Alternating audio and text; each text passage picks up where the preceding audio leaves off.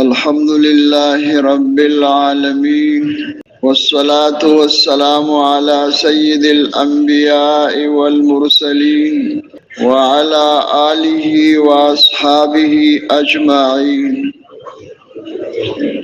أما بعد، فأعوذ بالله من الشيطان الرجيم.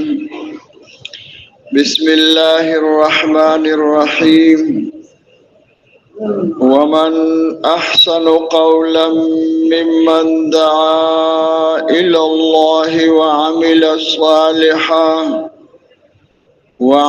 صالحا وقال إنني من المسلمين. وقال رسول الله صلى الله عليه وسلم: عجبا لأمر المؤمن، إن أمره كله له خير، وليس ذلك لأحد إلا للمؤمن. إن أصابته سراء شكر فكان خيرا له، وإن أصابته ضراء صبر فكان خيرا له. وقال رسول الله صلى الله عليه وسلم: إن الله لا ينظر إلى صوركم وأموالكم، ولكن ينظر إلى قلوبكم وأعمالكم. وقال رسول الله صلى الله عليه وسلم: جددوا إيمانكم. قيل يا رسول الله وكيف نجدد إيماننا؟ قال: أكثروا من قول لا إله إلا الله. وقال رسول الله صلى الله عليه وسلم: فاسألوا الله أن يجدد الإيمان في قلوبكم، أو كما قال عليه الصلاة والسلام. میرے محترم دوستو، بزرگوں اور بھائیوں، اللہ جل جلالہ کائنات کے ہر ذرے کے اور ہر فرد کے خالق و مالک ہیں. ہم سب کو، کل کائنات کو اور کائنات کے ہر ذرے کو، ہر فرد کو اللہ نے بنایا. ہم سب بنے ہوئے ہیں، ہم مخلوق ہیں، اور بنانے والے خالق ایک اللہ وحدہ لا شریک لہ. اور جس طرح اللہ جل جلالہ شکلوں کے خالق ہے، آسمان کی شکل ہے، زمین ہے، انسان ہے، فرشتے ہیں، جو کچھ ہمیں دکھائی دے رہا ہے سر کی آنکھوں سے، جو دکھائی نہیں دے رہا اس کی شکل موجود ہے. اس طرح ان شکلوں کے اندر جو تاثیر ہے، جو خاصیت ہے، وہ بھی اللہ کے مخلوق ہے. تو اللہ چیزوں کی بھی خالق ہے، اور چیزوں کے اندر جو نفع نقصان ہے اس کی بھی خالق ہے. دونوں اللہ کے مخلوق ہیں. جس طرح شکل سے انکار نہیں ہو سکتا ہے، اس طرح اس شکل کے اندر جو کچھ اللہ نے پیدا کیا اس کا بھی انکار نہیں ہے. باقی دونوں اللہ کے قبضے میں ہیں، آزاد نہیں ہے، خود مختار نہیں ہے.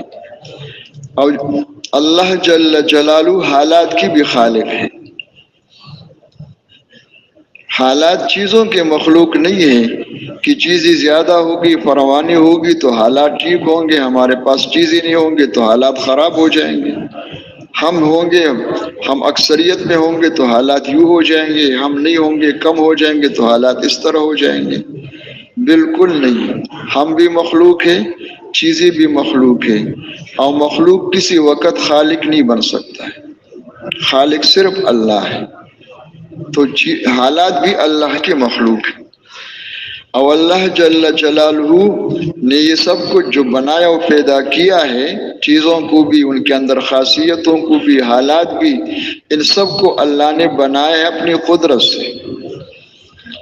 اللہ پاک کا کرنا کسی پر موقوف نہیں ہے. اللہ کرنے میں کسی کے محتاج نہیں ہے، کسی شکل کے پابند نہیں ہے، بلکہ اللہ کے ارادے کا نام موجود ہے. اللہ پاک ارادہ فرما دے کہ ہو جا، اللہ کا چاہنا ہی وجود ہے. اور جو کچھ اللہ جل جلالہ نے بنایا اپنی قدرت سے، تو یہ جو بنے ہوئے ہیں ہمارے آپ کے مشاہدے علم میں ہی، یہ بہت کم ہے۔ ان سب کے اللہ کے خزانے اور خزانے بھرے پڑے ہیں۔ کتنے خزانے ہیں؟ تو سمجھانے کے لیے، بتانے کے لیے بتایا گیا ہے۔ حدیث قدسی ہے، رسول اللہ صلی اللہ علیہ وسلم فرما رہے کہ اللہ جل شانہ کا ارشاد ہے کہ میرے بندو، اگر تم اولین و آخرین، انسان اور جنات، اب سارے انسان ایک میدان میں جمع ہو جائیں اور جنات بھی ساتھ ہو جائیں، جنات کی تعداد کہیں زیادہ ہے انسانوں سے، وہ زیادہ ہیں، سارے ایک میدان میں جمع ہو جائیں اور سب ہاتھ اٹھا کر ہاتھ پہ لا کے مانگنا شروع کریں، انبیاء علیہ السلام اپنی شان کے مطابق، اپنے علم کے مطابق، صحابہ کرام اپنی شان کے مطابق، دنیا کے بادشاہ اپنے خواہشات کے مطابق، سینس والے اپنے چاہت کے مطابق اللہ سے مانگنا شروع کریں، کتنی سورج اور ہو جائے، اتنے چاند اور ہو جائے، یہ جو کچھ نظام ان کو دکھائی دے رہا ہے، اور اللہ وہ سب کچھ دے دے، تو اللہ کے خزانوں میں اتنی کمی آئے گی جتنی کمی سوئی کو سمندر میں ڈبو کے نکالنے سے۔ آئے کوئی کمی نہیں ہے؟ سمندر میں سوئی ڈبو کے نکالو، اس کے ساتھ جو تری ہے، اس کے سمندر کے سامنے کیا حیثیت ہے؟ تو اللہ کے خزانے ہیں، خزانوں کے خزانے ہیں، چیزوں کی بھی خزانے ہیں اور حالات کی بھی خزانے۔ حالات دو قسم کے ہیں، ایک موافق حالت جو انسان کی چاہت ہے کہ یہ ہو جائے، وہ نعمت ہے، ایک مخالف حالات ہے جو انسان نہیں چاہتے، وہ مصیبتیں ہیں، اور اللہ کے دونوں کے خزانے ہیں۔ کتنے خزانے ہیں؟ سمجھانے کے لیے بتایا ہے کہ اس وقت دنیا میں جتنی مصیبتیں ہیں، جتنے تکالیف ہے، پریشانیاں ہیں، دکھ ہے، درد ہے، یہ سب اس کی کیا حیثیت ہے، کتنا ہے؟ ان سب کو اگر جمع کیا جائے تو مخلوق کے اعتبار سے تو بہت زیادہ ہے، لیکن اللہ کے خزانوں کے سامنے کر دو تو کتنا ہے؟ تو تینوں زمانوں کے انسانوں کی مصیبتوں کا مجموعہ جو ہے، سارے انسانوں کی مصیبتوں کا مجموعہ ایک جہنمی کی مصیبتوں کے سامنے ایک ذرہ بھی نہیں، مچھر کے پر کے برابر بھی نہیں۔ اور پھر حضرت فرمایا کرتے تھے مولانا محمد یوسف رحمۃ اللہ علیہ کہ سوچو تو صحیح، جہنم والے کتنے ہوں گے، اور ایک ایک جہنمی پر کتنی مصیبتوں کے پہاڑ ہوں گے۔ ان تمام مصیبتوں کو جمع کیا جائے تو اللہ کے غیبی خزانوں کے سامنے، اللہ کے مصیبتوں کے جو خزانے ہیں، ان کے سامنے تمام جہنمیوں کی مصیبتوں کا مجموعہ یہ مچھر کے پر کے برابر نہیں، یہ ایک ذرہ بھی نہیں، ایک قطرہ بھی نہیں۔ تو اللہ کے خزانے ہیں، خزانے بڑے پڑے، خزانوں کے خزانے۔ اس طرح نعمتوں کو لے لیں، اس وقت جتنی نعمتی دنیا میں ہے، جو نعمتی پہلے تھی، جو آئندہ ملے گی، تینوں زمان دین کی محنت کرنے سے مقصود کیا ہے؟ انبیاء علیہ السلام کا آنا کس لیے ہوتا ہے؟ کہ انسانوں کا تعلق ہو جائے کس کے ساتھ؟ اللہ کے ساتھ۔ انسانی دل کے اندر جو ہے اللہ کے ذات و صفات کا یقین پیدا ہو جائے، انسانی دل کے اندر اللہ کے ساتھ محبت پیدا ہو جائے، انسانی دل جو ہے مخلوق سے پھر جائے اللہ کی طرف، اللہ کو معبود اور مقصود بنانا، اور ہم اللہ کی قدرت سے براہ راست پیدا حاصل کرنے والے بن جائیں۔ یہ بھائی سامنے سونے والے بھائی اگر اپنے شکل بدل لے، بھائی یہاں سونے والے پہلے سیٹ پر سونے والے اگر سو جائیں گے تو پیچھے والوں کا اللہ خیر کرے کیا ہوگا؟ تو یہ جو شکل ہے نا، اس طرح کرنا، دونوں ٹانگوں کڑا کر کے ہاتھ باندھ دینا یا آنکھیں بند کر کے گردن جھکا دینا، یہ سونے کی شکل ہے۔ تو سستی کی شکل نہ بنا دے، اللہ بہت جزائے خیر دے۔ ویسی بھی اس کو معمولی نہ سمجھے، یہ بہت خطرناک بیماری ہے، اس لیے کہ بھائی یہ ہمارے بننے کی جگہ ہے، بننے کی جگہ سو جائے تو پھر کیا ہوگا؟ کھانے کی جگہ تو کہیں نہیں سوتے، اس لیے کہتے کہ وہ تو ہماری حاجت ہے، اس کا کوئی فکر کر لے یا کوئی تدبیر اختیار کرے۔ مولانا رحمان صاحب کے اللہ زندگی میں برکت دے دے، ایک زمانے میں فرمایا کرتے تھے کہ بھائی اس کا کوئی فکر کرو، اگر کوئی بات سمجھ میں نہیں آ رہی ہے تو میں بتا دیتا ہوں کہ سرخ مرچ لے لو۔ سرخ مرچ تو جانتے ہو نا بھائی، اس کو لے کر باریک پیس کر کے شیشے میں ڈال دو، اور جس کو یہ بیماری ہو کہ بیان میں تعلیم میں اس نیند آ جائے تو بسم اللہ پڑھ کے تھوڑا سا یہاں کا کر دیں، منہ میں رکھ دے پھر بے شک سو جائے. کوئی تدبیر تو کرے اس کے. کتنی بڑی بڑی قربانی کر کے آ جاتے ہیں اور جب بالکل میدان میں پہنچ گئے, دسترخوان پہ پہنچ گئے تو وہیں سو گئے تو کیا بنے گا؟ تو اللہ بہت جزائے خیر دے بھائی, بڑی بڑی قربانی کر کے آئے, بہت قیمتی لوگ ہیں بھائی. تو اس وقت ذرا ہمت کر لے, ذاکم اللہ خیر, نیت کر لے کہ ہم نے سونا نہیں ہے. اور یہ تب ہوگا جب ہم دل کے کانوں سے سنیں گے. دل کے کانوں سے سننے والے نہیں سوتے. اگر پلاسٹک کو رکھ دیا اور پھر خود سو گئے تو انشاءاللہ پلاسٹک کا وہی حشر ہوگا جو ہمارا ہوگا. یہ کئی پلاسٹک والے نے پلاسٹک رکھ دیا, میں نے کہا میں یہاں سے منع کروں گا تو سب اس کو دیکھیں گے. حضرت فرمایا کرتے جتنے رواجی چیزیں ہیں اس سے رواج کو تقویت ملے گی, اس محنت کو کوئی فائدہ نہیں ہے, اس سے نقصان ہے.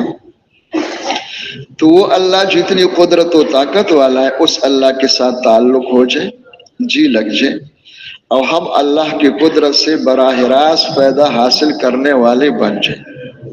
ہم سب محتاج ہیں, بادشاہ بھی محتاج ہے, فقیر بھی محتاج ہے. یا ایھا الناس انتم الفقراء الی اللہ واللہ هو الغنی الحمید. ہم سب محتاج ہیں اور اللہ کو کسی کی ضرورت نہیں, وہ خود خوبیوں والے ہیں. سارے صفات کمال اللہ کے ذات میں موجود ہیں. تو براہ راست کیا ہے کہ اللہ راضی ہو کے دے دے, ناراض ہو کے نہ دے. اللہ پاک دونوں طرح دیتے ہیں. اپنے دشمنوں کو حکومت دے رہے, ان کو چیزیں دے رہے, صحت قوت دے رہے, ان کو دنیا کے نقشے دے رہے, لیکن ناراض ہو کے دے رہے ہیں. اور جب ناراض ہو کے دے رہے ہیں تو یہ سب کچھ ان کو پکڑنے کے لیے, ان کو مارنے کے لیے, ان کو عذاب دینے کے لیے. کب ہوگا؟ تو اللہ کی دیر ہے لیکن اندیر نہیں. اللہ مہلت دیتے, چھوڑتے نہیں. الا یہ کہ پکڑنے سے پہلے توبہ کر کے اپنا راستہ بدل لے تب تو بچ سکتے, ورنہ کوئی بچ نہیں سکتا. اور براہ راست یہ ہوتا ہے کہ اللہ پاک خوش ہو جائے ایک بندے سے, اس کے یقین ٹھیک ہونے پر, اعمال صحیح ہونے پر, یہی ذرائع ہے خوش ہونے کا. اور پھر اللہ پاک اس کو جو کچھ دے دے اس کا نام ہے براہ راست. انبیاء کو بھی حکومت دی, بادشاہ دی, صحابہ کرام کو بھی دی, دنیا کے سروں پر بیٹھا دیا, دنیا کی ساری چیزیں ان کو دے دی, لیکن اس کا نتیجہ خیر ہی خیر ہے دنیا میں بھی اور آخرت میں بھی, اس لیے کہ اللہ راضی ہو کے دے. تو قدرت سے براہ راست استفادہ. اس کے لیے حضرت محمد صلی اللہ علیہ وسلم اللہ کی طرف سے طریقے لے کر کے آئے کہ جو چاہتے کہ اللہ کے ساتھ تعلق پیدا ہو جائے, جو مقصدی زندگی ہے اور جو ہماری حاجت ہے کہ اللہ پاک سب کچھ ہمیں دے دے, ہم فقیر ہیں لیکن راضی ہو کے دے دے. تو اس کا ذریعہ کیا ہے, اس کے لیے کیا سبب ہے؟ تو ایک ہی سبب ہے, وہ کیا ہے جو حضرت محمد صلی اللہ علیہ وسلم لے کر کے آئے اللہ کی طرف سے. اور وہ کیا ہے؟ تو اس کی جو آسان تعبیر ہے وہ یہ ہے کہ اللہ کے نبی اللہ کی طرف سے اس انسانی جسم کو صحیح استعمال کرنے کے طریقے لے کر کے آئے کہ انسان اپنے اس مشین کو, اس جسم کو 24 گھنٹے ہر جگہ کس طرح استعمال کرے, اس کے لیے اللہ کے نبی طریقے لے کر کے آئے. ان طریقوں کے مطابق انسان کا استعمال ہونے کا نام دین ہے, اور وہ طریقہ استعمال اللہ کے ساتھ تعلق پیدا ہونے کا اور قدرت سے براہ راست استفادہ حاصل کرنے کا ذریعہ. اب وہ طریقے کہاں ہیں؟ تو وہ طریقے اللہ کی کتاب میں, نبی کی سنت میں سب کچھ لکھا ہوا موجود ہے. یہ جو پلاسٹک میں بند کرنے والے ہوتے ہیں وہ اس سے پہلے موجود ہی لکھا ہوا ہے. ضرورت کس بات کی؟ ضرورت اس بات کی ہے کہ ہم, میں اور آپ اور ہر انسان اپنے اوپر اس طرح محنت سیکھے کہ جو کچھ وہاں لکھا ہوا ہے یہ ہمارے آپ کی زندگی میں آ جائے. کیا معنی زندگی میں آنے کا؟ کہ میرا آپ کا استعمال اندر و باہر, ظاہراً اور باطناً 24 گھنٹے کی زندگی میں, صرف نماز میں نہیں ہے, صرف رمضان میں نہیں ہے, ہر جگہ میرا آپ کا استعمال ان طریقوں کے مطابق ہو جائے جو اللہ کی کتاب میں, جو اللہ کے نبی کی سنت میں. کسی کا نام دین ہے. تو جب وہ طریقے زندگیوں میں آئیں گے جو اللہ کی نبی لے کر کے آئے, اگر زندگی میں نہیں ہے تو اس پر وعدے ہیں, لیکن جب زندگی میں آئیں گے تب اللہ پاک دیں گے. وہ معلومات میں نہیں ہے. جب وہ زندگی میں آ جائیں گے تو اللہ جل جلالہ خوش ہو جائیں گے, اللہ کے ساتھ تعلق پیدا ہو جائے گی, اور اللہ خوش ہو کر راضی ہو کر دروازے کھول دیں گے. اس کا نام پھر کیا ہے کہ اللہ کامیابی دے۔ یہ کامیابی کیا چیز ہے؟ وہ ایک بھائی سے کسی نے پوچھا کہ کامیابی کیا ہے؟ اس نے کہا پہلے کبھی سنا نہیں تھا، جب سے تبلیغ میں آنا جانا شروع ہوا تو بہت سننے میں آتا ہے، جتنے بیان کرنے والے ہر ایک کہتے کہ سنو بھائیو، کامیابیاں صرف اللہ کے ہاتھ میں ہے، اور اللہ نے دونوں جہان کی کامیابی دین میں رکھی ہے۔ سن سن کر ہمیں بھی یاد ہو گیا، اور جب کوئی نہیں ہوتا ہے تو پھر ہم بھی کھڑے ہو کر وہی نقل اتارتے ہیں، وہی ہم کہتے ہیں۔ باقی کامیابی ہے کیا چیز؟ بزرگوں کو پتہ ہوگا، کوئی خاص چیز ہوگی، ہم تو بزرگوں کے کہنے سے کہہ رہے ہیں۔ کیا کہہ رہا ہے بھائی؟ تو جس کو یہ پتہ نہیں کہ کامیابی کیا چیز ہے، اس پہ کیا اثر ہوگا؟ اس لاکھوں دفعہ سنیں، لاکھوں دفعہ کہیں، اس کو تو کہتے کہ بھائی کیا پیسہ دے دکھا دو تو بھاگے گا اس کی طرف۔ تو کامیابی کیا ہے؟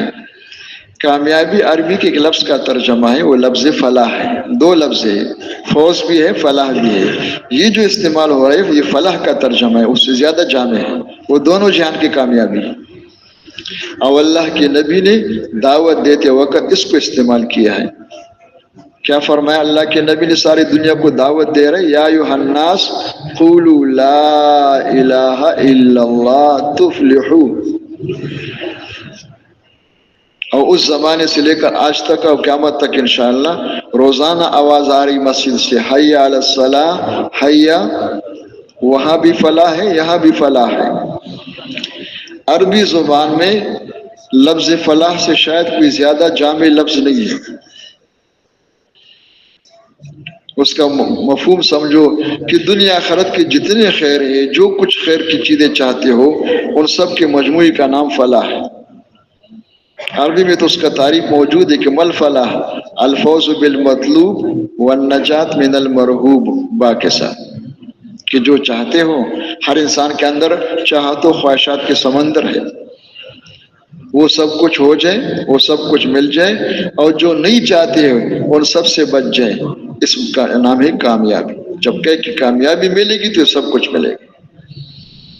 تو جب وہ طریقے زندگی میں آئیں گے تو اللہ جل جلالہ راضی ہو کر خوش ہو کر کامیابی دیں گے، اور کامیابی دے کر دکھائیں گے، سر کے آنکھوں سے نظر آئے گا۔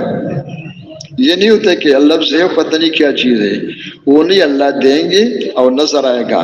جس کو اللہ کامیابی دیں گے اس کو بھی اللہ دکھا دیں گے، اور دنیا والوں کو بھی نظر آئے گا کہ واقعی یہ انسان کامیاب ہے۔ اب یہ راستہ بند نہیں ہے، یہ راستہ ہمیشہ چالو ہے۔ کبھی چلنے والی لاکھوں ہو گئے تو لاکھوں کو اللہ نے کامیابی دے دی، کبھی ہزاروں ہو گئے، کبھی زیادہ ہو گئے، کبھی کم ہو گئے، راستہ بند نہیں ہے۔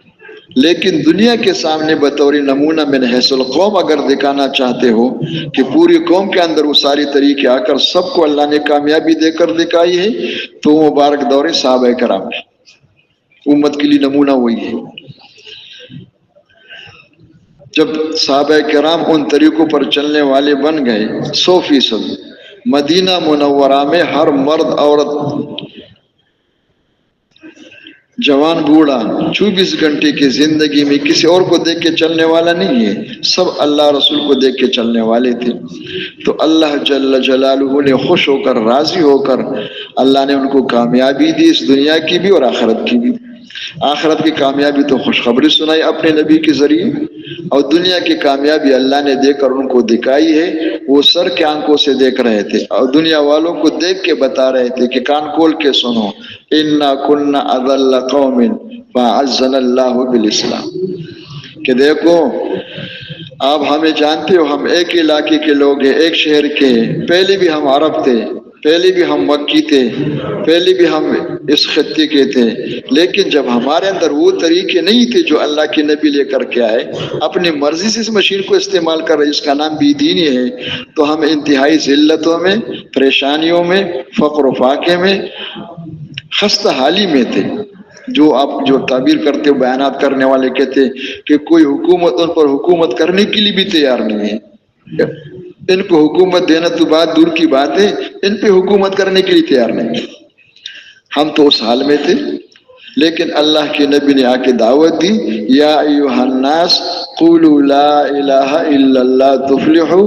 ہم خوش قسمت تھے، اللہ نے ہمیں توفیق عطا فرمائی، ہم نے اس بات کو لے کے مان لیا اور اس کے مطابق ہم نے محنت کی اور اپنا استعمال ہم نے ٹھیک کر لیا، اللہ رسول کو دیکھ کر کے ہم چلنے والے بن گئے، تو اللہ نے اپنے وعدے کے مطابق ہمیں دنیا میں کامیابی دے کر دکھائی، ساری دنیا کے سروں پر ہمیں بٹھا دیا۔ یہ ساری دنیا کے سروں پر کس نے بٹھا دیا؟ کیوں بٹھا دیا؟ ان طریقوں کی وجہ سے جس کا نام دین اسلام ہے۔ جب تک ان طریقوں پہ چل رہے تھے تو اللہ نے سب کے سروں پر بٹھا دیا، جب ان طریقوں کو چھوڑ کر کے اپنی مرضی پہ چلنے لگے تو اللہ نے پھر ان سارے نیچے والوں کو سروں پر بٹھا دیا۔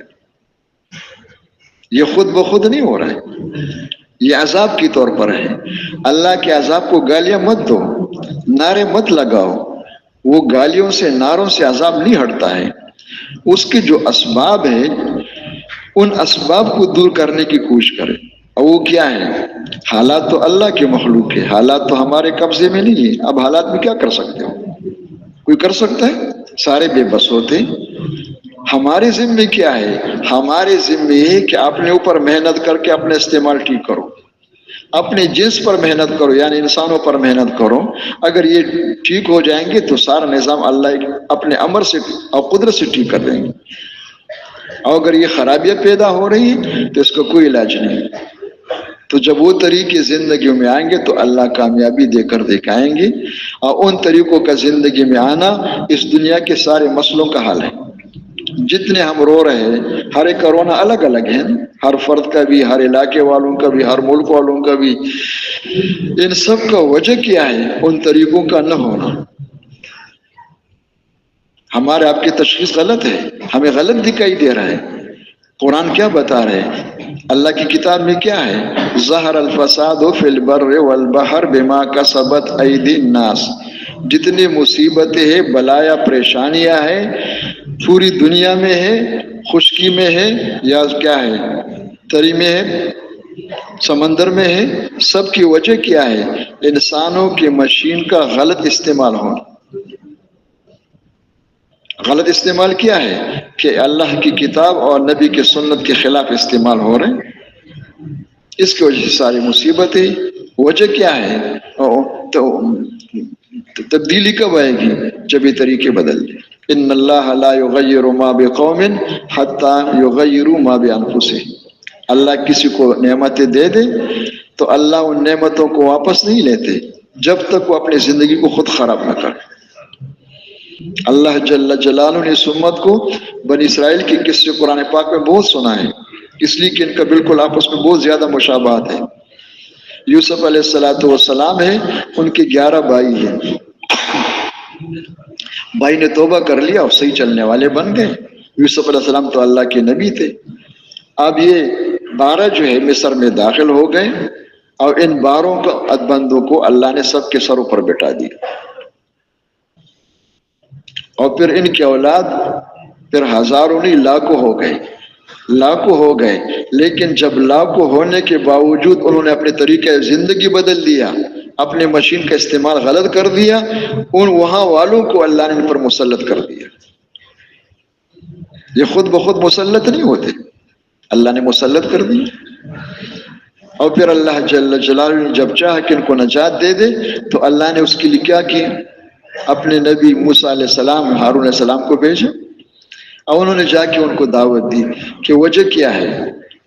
اللہ ناراض ہو گئے جب تم توڑے تھے اور اللہ راضی تھے، سب کے سروں پر اللہ نے بیٹھا دیا ہے۔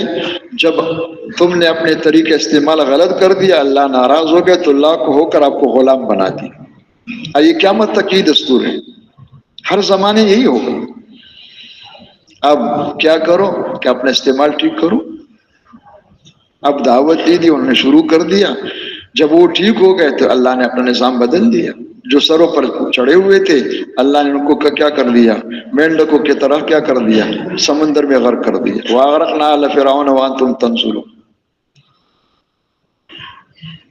اور جو دنیا کے کمزور ترین لوگ تھے اللہ نے ان کو سب کچھ دے دیا، پھر یہ چڑھاؤ اتاؤ ہوتا رہا، اور پھر اللہ نے بتا دیا باسنا علیکم عباد لنا اولی باس شدید فجاسوا خلال الدیار، کہ بار بار ہوتا رہے گا، تم خراب ہو جاؤ گے تو میں آپ کے اوپر اپنے بندوں کو مسلط کر دوں گا۔ تو وہ طریقے زندگی میں آ جائے، یہ سارے مسئلوں کا حل ہے۔ جتنے مسئلے سارے جمع کر لو، سب مسئلوں کا ایک حل ہے کہ دین زندگیوں میں آ جائے۔ اور دین کیا ہے تو وہ میں نے عرض کر دیا۔ الفاظ کے اعتبار سے اگر ہم سمجھنا چاہتے ہیں، اس لیے کہ الفاظ کا زور زیادہ ہے، عملی زندگی ذرا کمزور ہے، تو الفاظ کے اعتبار سے ہمارے بزرگوں نے بتایا کہ دین دو لفظوں کے مجموعی کا نام ہے، بندگی اور نمائندگی، العبودیہ والدعوہ۔ بندگی میں تو امت مسلمہ، خیر امت اور امم سابقہ دونوں برابر ہیں۔ وما خلقت الجن والانس الا لیعبدون، یہ صرف اس امت کے لیے، سارے انسانوں کے لیے، سب کے لیے۔ باقی گزشتہ امتوں میں بندگی ان کے ذمے، نمائندگی کے لیے انبیاء علیہ السلام تھے، لیکن حضرت محمد صلی اللہ علیہ وسلم کے بعد کسی کو نبوت نہیں ملے گی، کسی کو نبوت نہیں دی جائے گی، ختم نبوت ہے۔ اس ختم نبوت کی برکت سے بندگی کے ساتھ نمائندگی کی ذمہ داری امت کی طرف منتقل ہوئی، جس کو ہم مختلف الفاظ میں ہم نے یاد کر دیا اور تقریر کر رہے ہیں اس پہ۔ تو اس امت کی دین دونوں کے مجموعی کا نام ہے۔ جب دین کا لفظ آ جائے تو کوئی چیز باہر نہیں اس سے۔ اگر ہم اس کو قبول نہیں کر سکتے، ہم تسلی نہیں ہو رہے، تو ہم نے دین کو سمجھا نہیں۔ ہم نے دین کو اپنے کوپڑی میں جو نقشہ بنا ہے اس کو ہم دین کہتے ہیں۔ یہ ہوا ہے، اس مجموعی کا نام دین ہے۔ تو یہ اللہ کے راستے میں نکلنا، ہمارا اس وقت جمع ہونا، یہ کہنا سننا، گشتوں میں جانا، یہ جتنے اعمال ہم کر رہے ہیں، یہ سارے اعمال کس لیے ہے؟ دین سیکھنے کے لیے۔ کہ دین زندگیوں میں سننے سے نہیں آتا ہے، سیکھنے سے آتا ہے۔ انبیاء علیہ السلام آ کے کیا ہے، لوگوں کو تیار کرتے ہیں کہ دین سیکھو۔ دین سیکھنا وہ سارے مسئلوں کا حل ہے، سارے پریشانیوں کا علاج ہے۔ تو یہ ہمارا آپ کا نکلنا وہ سب کچھ کس لیے؟ دین سیکھنے کی۔ دین سننے سے نہیں آتا ہے، سیکھنے سے آتا ہے۔ لیکن اس زمانے میں دین سیکھنے کا رواج نہیں ہے۔ سیکھنے کا رواج بھی نہیں ہے، اور دین سیکھنے کی جو جگہ ہے، مسجد ہے، اس کے ساتھ مناسبت بھی نہیں ہے۔ مسجدوں کے ساتھ ہمارے مناسبت اتنی ہے کہ امام صاحب کے ہاتھ میں بھی گھڑی ہے، مقتدیوں کے ہاتھ میں بھی گھڑی ہے، مسجد میں پیچھے بھی گھڑی ہے، سامنے بھی۔ ہر ایک گھڑی کو دیکھ رہے کہ ابھی 10 منٹ باقی، چائے پی لو۔ کیا پی لو بھائی؟ ابھی تو 5 منٹ باقی، کافی وقت ہے انشاءاللہ۔ اور پھر بقول جی رحمت اللہ علیہ کہ جی تو مسجد میں نہیں لگ رہے، لیکن جانا ہوتا ہے، فرض ہے۔ اتنے میں آواز ہے کہ جماعت کھڑی ہو گئی، تو پھر کیا ہوگا؟ پھر دوڑنا شروع کر دیا۔ حضرت کے بیان میں ہے کہ دوڑ رہے ہیں۔ کس طرح دوڑ رہے ہیں؟ کل جمل الحارب، بدک کی اونٹ کی طرح دوڑ رہے ہیں۔ جس طرح اونٹ بدک جاتا ہے نا، وہ کس طرح دوڑتے ہیں، اور دوڑتے ہوئے پہلے صف میں پہنچ گئے، دوسرے صف میں پہنچ گئے، سانس پھولا ہوا ہے، اور اس حال میں اللہ اکبر، اور نماز امام صاحب کے حوالے۔ کس کے حوالے بھائی؟ بس امام صاحب کے ساتھ رابطہ کر لیا، اور پھر اندر سے وہ پھر واپس چلا گیا جہاں سے دوڑ کر کے آئے تھے۔ جسم یہاں ہے، صف اول میں ہے یا صف ثانی میں ہے، اور دل دماغ کہاں ہے؟ تو فرمایا کہ یہ جو 4 مہینے ہیں، یہ جو 7 اور 7 مہینے ہیں، یہ کس لیے ہوتا ہے؟ کہ حرف اول یہ ہے کہ بھئی جن کا جی نہیں لگ رہا ہے مسجد میں، ان کا جی لگ جائے۔ کیا لگ جائے؟ کام تو اس کے بعد شروع ہوگا۔ کسی بچے کا مدرسے میں دل نہیں لگ رہا ہے، اب کہتے ہیں قرآن یاد کرو۔ قرآن تو بعد میں یاد کرے گا، اس کا جی تو لگا دو۔ وہ تو 1 منٹ کے لیے بھی وہاں ٹھہرنے کے لیے تیار نہیں، روزانہ بھاگ رہے، کیا کر رہے ہیں؟ تو مسجد میں دل لگ جائے، اور پھر بننے کے لیے 2 اعمال ہے، ایک دعوت ہے، ایک دعا ہے۔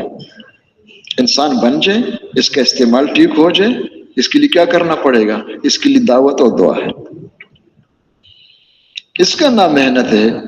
جو ہم کہتے انبیاء کی محنت ہے، سید الانبیاء کی محنت ہے، وہ ہم سیروزے کو نہیں کہتے، چلے کو نہیں کہتے، سال کو نہیں کہتے۔ مغالطہ ہمیں بھی لگی ہے، لوگوں کو بھی لگے کہ بھائی کتابوں میں تو یہ ذکر نہیں ہے۔ وہ تو وقت ہے. وہ مجھے یاد آ گیا مولانا جمشید صاحب رحمۃ اللہ علیہ سے ایک آدمی آ کر بڑے وہ اپنے آپ کچھ سمجھ رہے تھے، آ کے کہتے میرے کچھ سوالات ہیں کہ جی بتاؤ کیا ہے کہ یہ چلہ سے روزہ 3 چلے کس کتاب میں ہے؟ مولانا نے کہا مجھے بھائی لکھنا چھوڑ دو بھائی، وہ کس کتاب میں تو میں نہیں ایک کتاب میں لکھوں کہ کس کتاب میں ہے. تو مولانا نے فرمایا کہ مجھے تو کوئی پتہ نہیں کس کتاب میں ہے. ہم نے جب سنا کہ آ جاؤ دین سیکھو تو ہم نے کہا ٹھیک ہے ہم تیار ہیں. ہم آ کر اپنے آپ کو ہم نے حوالے کر دیے، اور آپ سے بھی یہی درخواست کر رہے ہیں کہ چھوڑو چلے 3 چلے، آ جاؤ اپنے آپ کو حوالے کرو، دین سیکھو، چاہے 20 سال لگ جائے چاہے 40 سال لگ جائے. تو جب اس نے سنا کہ حضرت بات تو بالکل ٹھیک ہے لیکن ہم کمزور ہیں، کیا ہے بھائی ہم کیا ہے بھائی، اور رونا شروع کر دیا. انشاءاللہ 3 چلے کا ارادہ ہے. کیا ہے بھائی، کس کا ارادہ ہے؟ تو مولانا نے فرمایا کہہ رہے ہو آپ اور دلیل میں دے دو. یہ کون سی بات ہے، آپ کہہ رہے تو اپنا دلیل ثابت کرو کہ 3 چلے کہاں ہے، چلہ کہاں ہے. ہم اسی میں لگ جاتے ہیں. کس میں لگ جاتے ہیں؟ تو وہ جو محنت ہے بننے کی، انبیاء کی جو محنت ہے، سید الانبیاء کی جو محنت ہے، وہ کیا ہے، اس کا خلاصہ کیا ہے، دعوت و دعا. دعوت انبیاء علیہ الصلوۃ والسلام کے مقصدی زندگی ہے. کیا ہے، انبیاء علیہ السلام کے بعثت کس لیے ہوتے، دعوت کے لیے. بندگی کے لیے تو قوم موجود ہے، نبی کس لیے آتے، وہ تو نمائندہ ہوتا ہے اللہ کی طرف سے. تو اس امت کی دین دونوں کا مجموعہ ہے، لیکن اس میں ترتیب ہے. چھلانگ لگانا نہیں ہوتا کہ بھائی اب چھوڑ دو چھلانگ لگاؤ کرسی تک پہنچ جاؤ. کہاں پہنچ جاؤ؟ فرمائے ترتیب یہ ہے کہ جو بندہ بن جائے گا اللہ اس کو اپنا نمائندہ کا بنا دیں گے. وہ جو نمائندگی والا کام ہے وہ کیا جاتا نہیں، لیا جاتا ہے. یہ سعادت بزور بازو نیست تا نہ بخشت خدای بخشیں گے. اب کام لیا جائے گا کس سے، کن سے کام لیا جائے گا؟ جو بندے بن جائے. کیا بن جائے؟ اور جو خود بندہ نہیں بنا ہوا ہے، جس کیا نام ہے، جس برتن کے اندر خود ہی پانی نہیں ہے، اس سے پانی پینا چاہتے تو کہاں سے پیو گے، اس سے پانی کیسے ملے گا؟ جو بندہ بن جائے گا، بندہ بننے کا معنی کیا ہے کہ جس کی زندگی بن جائے گی اپنے دعوت کے مطابق. صرف یہ نہیں کہ وما علینا الا البیان، بس ہمارا زور تو یہیں تک ہوتا ہے نا کہ پہلے بیان کرنا آ جائے، پھر بیان کرنے کی جگہ پہ قبضہ کر لیں. کیا کر لے بھائی، بس ہو گیا الحمدللہ دخلت الجنہ. کہ یہ نہیں ہوتا ہے، یہ لوگوں کے سامنے ہوتا ہے، دھوکے کی چیزیں. کام ان سے لیا جائے گا جن کی زندگی بدل جائے، یعنی اپنے دعوت کے مطابق جس طرح کہہ رہے اندر باہر سے اس طرح ہو جائیں گے، ان کو اللہ ذریعہ ہدایت بنائے. کام کیا ہے؟ ہدایت ہے. یہ جانتے ہیں کام کیا ہے؟ وہ یہ سارے انسانوں کو ہدایت مل جائے، سارا مسئلہ آسان ہے. شرم کی بات ہے لیکن کیا کر اس کے بغیر سمجھ میں نہیں آتا ہے. جس طرح ہمارے ذہن میں ہوتا ہے نا کہ ساری پریشانیوں کا علاج مال ہے. کیا ہے بھائی، کیا چیز ہے بھائی؟ ان لوگوں کو پیسے دے دو انشاءاللہ پھر سب کچھ ہوگا، انشاءاللہ ساری چیزیں ہوگی. حالانکہ یہ دھوکہ ہے، لیکن ایک ذہن بنا ہوا ہے. اس کی وجہ سے میں عرض کر دیتا ہوں کہ کام کیا ہے، انسانیت کو ہدایت مل جائے. ہدایت مل جائے گی تو جس طرح آج دنیا میں لگے ہوئے ہیں اور اس پر جان دے رہے مر رہے، یہ سب کچھ انشاءاللہ دین پہ ہوگا. اور ہدایت نہ ملی تو اور بگڑیں گے. تو کام لیا جائے گا ان سے جو بن جائیں گے، اللہ اس کو ہدایت دیں گے، تبھی تو بنے گا نا. اور پھر اس بندے کے دل کو اللہ سرچشمہ ہدایت بنا کر کے اپنے بندوں کو اللہ ہدایت دیں گے. ہدایت کون دیں گے؟ لیکن ذریعہ وہ بنیں گے. دین کو زندہ کرنے والے کون ہیں؟ دین تو اللہ ہی زندہ کریں گے، لیکن جو بن جائیں گے اللہ پاک ان کو ذریعہ بنا دیں گے. اپنے دین کو قائم کریں گے اللہ، لیکن دین کن کے ہاتھوں سے قائم ہوگا؟ جن کی زندگی میں خود دین ہے. جو خود دین سے محروم ہے، دین سے باغی ہے، وہ نعرے لگا دے کہ بھئی میں انقلاب لے آؤں گا، ہم کریں گے. اس کا مثال تو یہ ہوتا ہے، ایک آدمی حکومت کے باغی ہے، اس کو ماننے کے لیے تیار نہیں ہے، اس کو یہاں کی کیا ہے شہریت بھی حاصل نہیں ہے، اور اس تمنا میں ہے کہ مجھے سعودی عرب میں سفیر بنا دو. کیا بنا دو بھائی؟ اس ملک کے سفیر بنا دو اور سب کچھ میرے سے وہ اخراجات برداشت کرو. تو کیا خیال ہے، باغیوں کے لیے جیل خانہ ہوتا ہے، سفارت خانہ ہوتا ہے؟ بولو بھائی، اور اگر زور لگا دے تو انشاءاللہ بڑے جیل خانے میں جائے گا۔ سفارت خانہ سفیر تو وہ بنیں گے جو اس ملک کے معتمد ہو، کیا ہو، جن پر اعتماد ہے، اس ملک کے خیر خواہ ہے، اس پر جان دینے والے ہیں، اس کو سفیر بناتے ہیں۔ تو یہ نعرہ نہیں ہوتا کہ بس امت میں ہم آ گئے تو اللہ کا شکر ہے میرا چلہ لگ گیا تو ہو گیا، کیا ہو گیا بھائی؟ تو میں عرض کر رہا تھا کہ بھائی جی نہیں لگ رہا ہے، تو حضرت نے فرمایا کہ جو ہم نے نصاب مقرر کیا ہے 4 مہینے اور 7 مہینے اور سال جو ہے، یہ کورس نہیں ہے۔ جس طرح کالج میں یونیورسٹی میں کورس ہوتا ہے نا کہ بھائی اچھا آپ ڈاکٹر بن گئے، یعنی میں نے اس 20 سال 17 سال والا کورس مکمل کر لیا اور اس میں پاس ہو گیا، اچھا آپ وہ مدرسے سے فارغ ہو گئے ہو۔ تو اس طرح یہ کورس نہیں ہے کہ 4 مہینے ہو لگ گئے تو ہو گیا، سال لگ گیا۔ حضرت نے فرمایا کہ یہ جو ہم نے نصاب مقرر کیا ہے یہ جی لگانے کے لیے کہ مسجد میں دل نہیں لگ رہا ہے، اعمال میں جی نہیں لگ رہا ہے، تو آ جاؤ 4 مہینے یکسوئی کے ساتھ لگاؤ، اللہ کرے مجھے آپ کو داخلہ مل جائے۔ کیا مل جائے؟ اس کا میں اپنے تعبیر کرتا ہوں داخلہ، جس کا جی لگے گا اس کو داخلہ مل جائے گا، اور جس کا جی نہیں لگے گا تو شکر ہے چلنے لگے۔ کیا لگے بھائی؟ تو نے بہت بڑا فرق ہے۔ تو اس لیے ہوتا ہے 4 مہینے کی مسجد میں دل لگ جائے، اعمال مسجد میں دل لگ جائے، اور پھر اپنے مقام پہ جا کر کے جو کچھ یہاں کر رہے تھے یہاں تو یکسو ہو کر سب کو چھوڑ کر کے سب سے رابطے ختم کر کے یکسوئی کے ساتھ لگنا ہے۔ رابطے تو جانتے ہیں نا بھائی، رابطے نہ کرے ان کے ساتھ۔ حضرت فرمایا کرتے تھے کہ دیکھو نکلنا پہلا قدم ہے، صاحبزادے مت سمجھو کہ نکلتی ہی پار ہو گئے ہو، نکلنا تو پہلا قدم ہے، یعنی سب کو چھوڑ کر کے آ جاؤ، اور ان کے خیال بھی چھوڑ دو۔ تو اگر رابطے ہو رہے تو ابھی ان کو چھوڑا نہیں ہے، نہ یہاں ہے نہ وہاں ہے۔ وہ ایک ہمارے عرب مہمان نے دوسرے کو سمجھانے کے لیے کہا کہ جو یہ رابطے کر رہے ہیں یہاں سے، تو یہ عربی میں کہا لا ہنا ولا ہونا، نہ یہاں ہے نہ وہاں ہے۔ تو اس کو غصہ آ گیا، جس بیماری میں انسان مبتلا ہوتا ہے اس کو کوئی چھیڑتا ہے تو اس کو غصہ تو آتا رہتا ہے۔ تو اس نے غصے میں کہا کہ کیا بات کرتے ہو، لا ہنا ولا ہونا فأین ہوا، جب نہ یہاں ہے نہ وہاں ہے تو کہاں ہے؟ یعنی وہ تو خلاف بات کر رہے، یا تو یہاں ہوں گی یا تو وہاں ہوں گی، اور کون سی جگہ ہے؟ وہ بھی تو عرب تھے نا ماشاءاللہ۔ اس نے کہا، جب اس نے کہا لا ہنا ولا ہونا فأین ہوا، اس نے کہا فی البرزخ۔ کہاں ہے بھائی؟ ایسا سیدھا جواب دے دیا کہ فی البرزخ، یہ نہ دنیا میں ہے، دنیا دار العمل ہے، نہ آخرت میں پہنچ چکے دار الجزا ہے، یہ درمیان میں ایک جگہ اور وہاں کیا ہے؟ یہ برزخ میں ہے۔ چلہ وہاں لگ رہے، 3 چلے وہاں لگ رہے، سال وہاں لگ رہے، اور پھر بدنامی ہو رہی اس مبارک کام کی۔ کس کے ہو رہی؟ کیا 4 مہینے لگا کے آئے ہوئے، اور تبلیغ کے اندر وہ تاثیر ابھی نہیں رہا۔ نمک کے اندر وہی تاثیر ہے من جانب اللہ، چینی کے اندر وہی تاثیر ہے، آگ کے اندر وہی تاثیر ہے، اللہ کے دین اور اللہ کیا ہے دین کے اعمال اور دین کی محنت میں تاثیر نہیں ہے۔ یہاں ہم اس طرح چل نہیں رہے۔ تو اللہ مجھے آپ کو توفیق نصیب فرما دے بھائی، سونے والے جاگنے والے سب نیت کرو کہ انشاءاللہ اس طرح وقت لگائیں گے کہ مجھے داخلہ مل جائے۔ اللہ کو حاجت نہیں ہے، ہم محتاج ہیں۔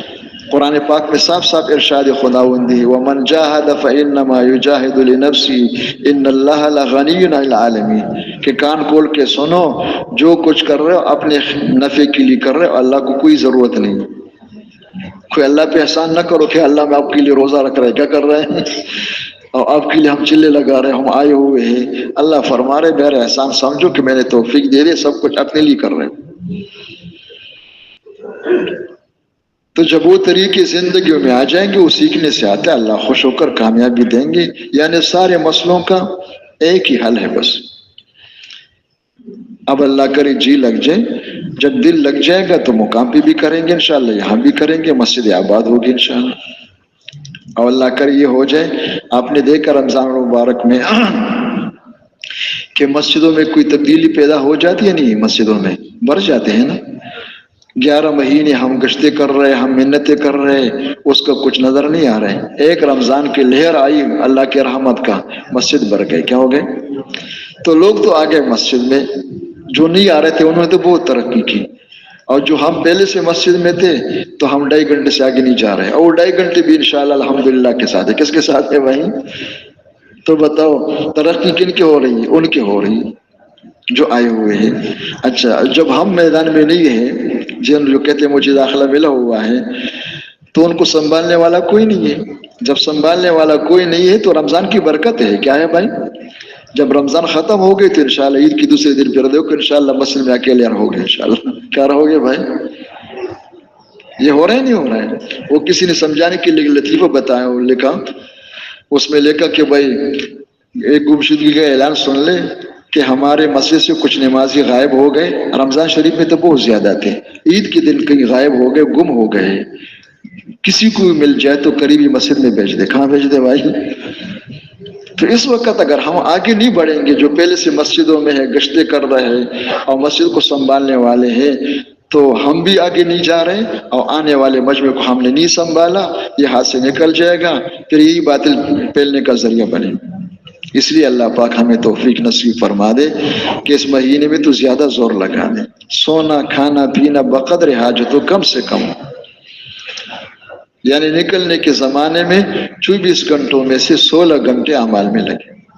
اپنا محاسبہ ہر ایک خود کرے اور اس طرح لگے قربانی کے ساتھ، تاکہ اللہ خوش ہو کر اللہ پاک کیا ہمیں وہ توفیق نصیب فرما دے. بھائی یوں سمجھو کہ جس طرح یہ ہوتا ہے نا کہ بھائی کچھ نوکری کیجیے ہے، دعا کرو، لیکن ابھی مستقل نوکری نہیں ہے، دیکھنے کے لیے. کس کے لیے؟ اگر میں صحیح چلا تو مجھے مستقل کر دیں گے، اگر پسند نہیں ہے کہتے اس کو کیا کر دو، فارغ کر، اس کا تنخواہ دے دو. تو اس طرح میرا آپ کا وقت لگ جائے کہ اللہ کو پسند آ جائے، ہماری مسجدیں بھر جائے. اس کا اور کوئی علاج نہیں ہے. اللہ کے عذاب ہے، مختلف شکلوں میں ہے، ایک نہیں ہے، کتنی شکلیں عذاب کی، اور اس کا ایک ہی شکل ہے. آپ نے سنا تو فضائل کی کتابوں بھی ہے نا کہ جب اللہ پاک عذاب دینے کا ارادہ فرماتے ہیں، اور مسجد میں کیا ہوتے، لوگ ہوتے یا مسجدوں کو آباد کرنے والے ہوتے ہیں؟ مسجد کا آباد کرنے والے یہ نہیں ہوتے کہ سریا سیمٹ والے. یہ آبادی ہمارے آپ کے ذہنوں میں ہے. وہاں آبادی سے کیا مراد ہے؟ اعمال سے آباد کرنا. رسول اللہ صلی اللہ علیہ وسلم کے مسجد نبوی اس زمانے میں اگر ہمارے والے آبادی ہوتے اس لحاظ سے پھر وہ آباد نہیں ہے. نہ غسل خانے ہیں، نہ وضو خانے ہیں، نہ آپ کی بجلی ہے، نہ پنکھے ہیں، نہ قالینیں ہیں. مفتی صاحب نے فرمایا کہ سن 47 میں ہم گئے تھے حج کے لیے، اس وقت تک کوئی قالین نہیں تھا وہاں پہ، اور کوئی مصلی نہیں تھا. وہ کنکریاں ہوتے تھے، اس کے اوپر ہم بیٹھتے تھے. ابھی زمانے قریب تک جو ہے مسجد ان ساری چیزوں سے خالی ہے، لیکن اعمال مسجد کیا ہو رہا ہے؟ وہ ہو رہے ہیں. مسجد میں ایمان کے حلقے بھی ہے، ایمانی مجالس بھی ہے، تعلیم کے حلقے بھی ہے، اللہ کا ذکر بھی ہے، سیکھنا سکھانا بھی ہے، اللہ کے سامنے رونا بھی ہے، اور نمازی بھی ہے، اور پھر مشورے بھی ہو رہے ہیں، اللہ کے راستے میں جانا بھی ہے، واپس آنا بھی ہے. یہ سارا نظام مسجد کے اندر قائم تھا. ہمارے مسجدوں میں یہ ہے کہ نہیں؟ تو یہ ہم سب کو اس لیے بولا ہے کہ ہمارا وقت اس طرح لگ جائے کہ جن مساجد سے ہم آئے ہوئے واپس جا کر ہمارے مسجد اس طرح آباد ہو جائیں. اس کے ساتھ اپنے مشاغل میں لگنا بقدر حاجت، بقدر خواہش نہیں. کمانا خواہش پر نہ ہو، حاجت پر ہو. کھانا خواہش پر نہ ہو، حاجت پر ہو. اگر امت حاجت پر آ جائے تو وقت بھی کافی ہے، اسباب وسائل بھی کافی ہے. وہ ناکافی کیوں ہو رہے ہیں؟ کہ خواہشات پہ کما رہے ہیں، خواہشات پہ کیا کر رہے چل رہے ہیں. خواہشات پوری ہونے کی جگہ دنیا ہے نہیں. خواہشات پورے ہونے کی جگہ کہاں ہے؟ وہ جنت ہے. اگر خواہشات یہاں خواہشات کے لیے قربان کر رہے ہیں تو جو خواہشات پورا ہونے کی جگہ اس سے محروم ہو جائیں گے، یا کسی کا خواہش پورا نہیں ہوا ہے. اگر خواہشات کو قربان کرنا تو ہوگا، خواہش کو خواہش پر قربان نہ کرے، خواہش کو دین پر قربان کرے، احکامات پر قربان کرے، تو اللہ جل جلالہ اپنے فضل و کرم سے انشاءاللہ وہ جنت دیں گے. وہاں کیا ہے؟ وَلَكُمْ فِيهَا مَا تَشْتَهِي أَنفُسُكُمْ وَلَكُمْ فِيهَا مَا تَدَّعُونَ. جو چاہو گے، جتنا چاہو گے، جس وقت چاہو گے، کوئی محدود نہیں ہے، وہ سب کچھ ملے گا. اور کب تک؟ ہمیشہ کے. اب اس میں دین سیکھنے میں جب یہ ترتیب ہے تو دین سیکھنا کس طرح ہے؟ اس میں پھر آزادی نہیں کہ بس سیکھو، ہم سیکھنے والے ایک جملہ یاد کر دیا کہ وہ اپنی ترتیب پہ نہیں ہوتا ہے، دین سیکھنے کی ترتیب ہے، اس ترتیب سے چلیں گے تو دین زندگیوں میں آئے گا، ورنہ نہیں آئے گا، دھوکے میں رہیں گے۔ تو دین سیکھنے میں کیا ہے کہ سب سے پہلے سیکھنے کی چیز ایمان اخلاص ہے۔ رسول اللہ صلی اللہ علیہ وسلم نے سب سے پہلی امت کو ایمان سکھایا ہے، اور ایمان سکھا کر ایمان کی بنیاد پر اعمال کا سلسلہ قائم فرمایا۔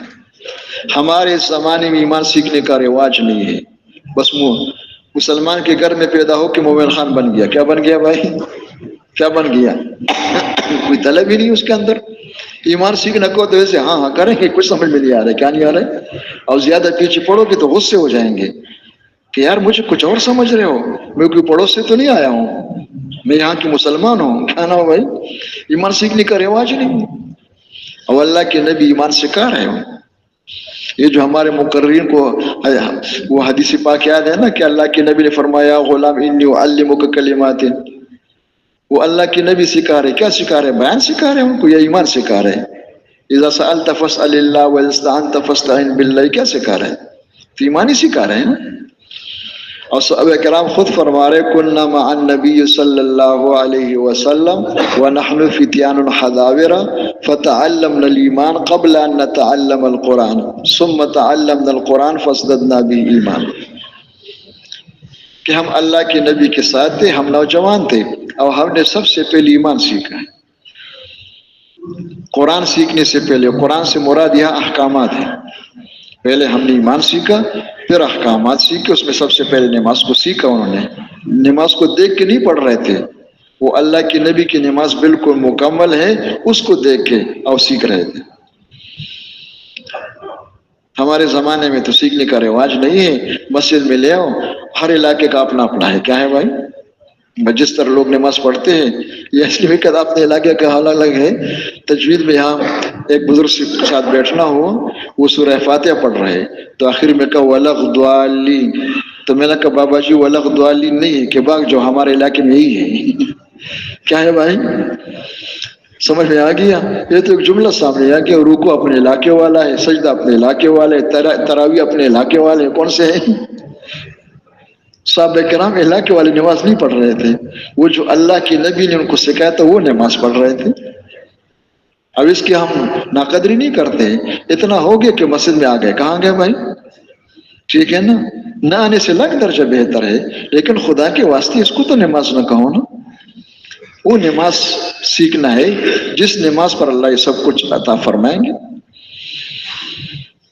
تو سب سے پہلے سیکھنے کی چیز ایمان ہے، اور پھر ایمان کے ساتھ پھر اعمال ہے۔ اس کے لیے جو ہمیں عنوان دیا گیا ہے 6 باتوں کی، تو ہوتا ہے کلمہ، اور اس کے بعد پھر کیا ہے؟ نماز۔ کلمہ ایک عنوان ہے ایمان سیکھنے کا، کس کا؟ نماز ایک عنوان ہے اعمال سیکھنے کا۔ اصل سیکھنے کی چیزیں یہ 2 ہیں، کلمہ، نماز۔ موسیٰ نے فرمایا کہ ایک آدمی نے کہا کہ وہ تمہارے پاس صرف کلمہ نماز ہی ہے۔ میں نے کہا اور ہے کیا؟ ہے تو کلمہ نماز۔ قرآن اول سے آخر تک پڑھو تو کیا کہتے ہیں؟ ان الذین آمنوا وعملوا الصالحات، آمنوا وعملوا الصالحات، من آمن وعمل الصالحات۔ الفاظ بدل رہے، کیا بدل رہے؟ وہ ساری ہی بات ہو رہی، نہ سمجھے کی بنا پر نعوذ باللہ اس کے استغفار کر رہے۔ کلمہ نماز یہ ہے، کہاں جا رہے ہو؟ اس کے بغیر کے دن کہاں ہے؟ تو اب یہ 6 باتیں جو ہے اس میں 2 بنیادی باتیں ہیں، باقی سب اس کے لیے، اس کو پیدا کرنے کے لیے۔ لیکن حضرت فرمایا کرتے تھے کہ یہ 6 باتیں جس طرح لوگ بتاتے ہیں، ان 6 باتوں کے الفاظ سے جو عام لوگ سمجھتے ہیں اور جس طرح لوگ بتاتے ہیں اسی دین زندگیوں میں نہیں آئے گا، اس سے تو تقریر کرنے والے پیدا ہو جائیں گے، مقرر ہوں گے۔ فرماتے کہ بھئی جس طرح ہم سمجھتے ہیں ان الفاظ سے جو مطلب ہے اور جو اس کی حقیقت ہے اس کو سمجھو، اس کو سامنے رکھ کے چلو۔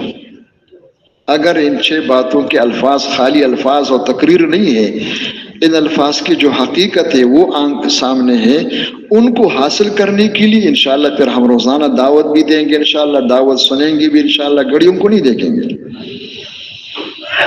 اگر حقیقت سامنے نہیں ہے تو جب تک الفاظ یاد نہ ہو تو یہ نوجوان لگے رہتے ہیں کہ دعوت دو دعوت دو، کس لیے کہ زبان چالو ہو جائے. کیا ہو جائے بھائی؟ کیا ہو جائے؟ زبان چالو ہو جائے. اور جب زبان چالو ہو گیا تو پھر ناراض. امیر صاحب مجھے اعلان نہیں دے رہے ہو. پہلے ڈرتے تھے، کیا کرتے تھے؟ مجھے بیان نہیں دے رہے. کیا نہیں دے رہے؟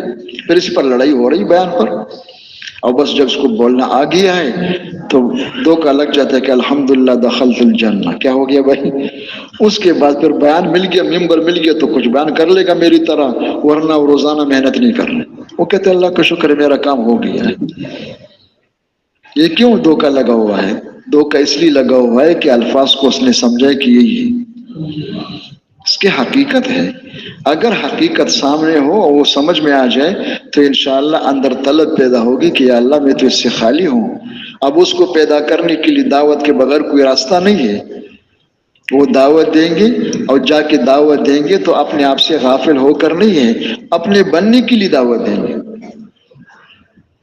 اور اگر یہ سامنے نہ ہو تو پہلے دعوت دیں گے نہیں. اگر کوئی موقع مل گیا، ممبر مل گیا، کوئی کرسی مل گئے تو بیٹھ کر کے انشاءاللہ دعوت دیں گے لوگوں کو ٹھیک کرنے کی. نہ لوگ ٹھیک ہوں گے نہ میں ٹھیک ہوں گا.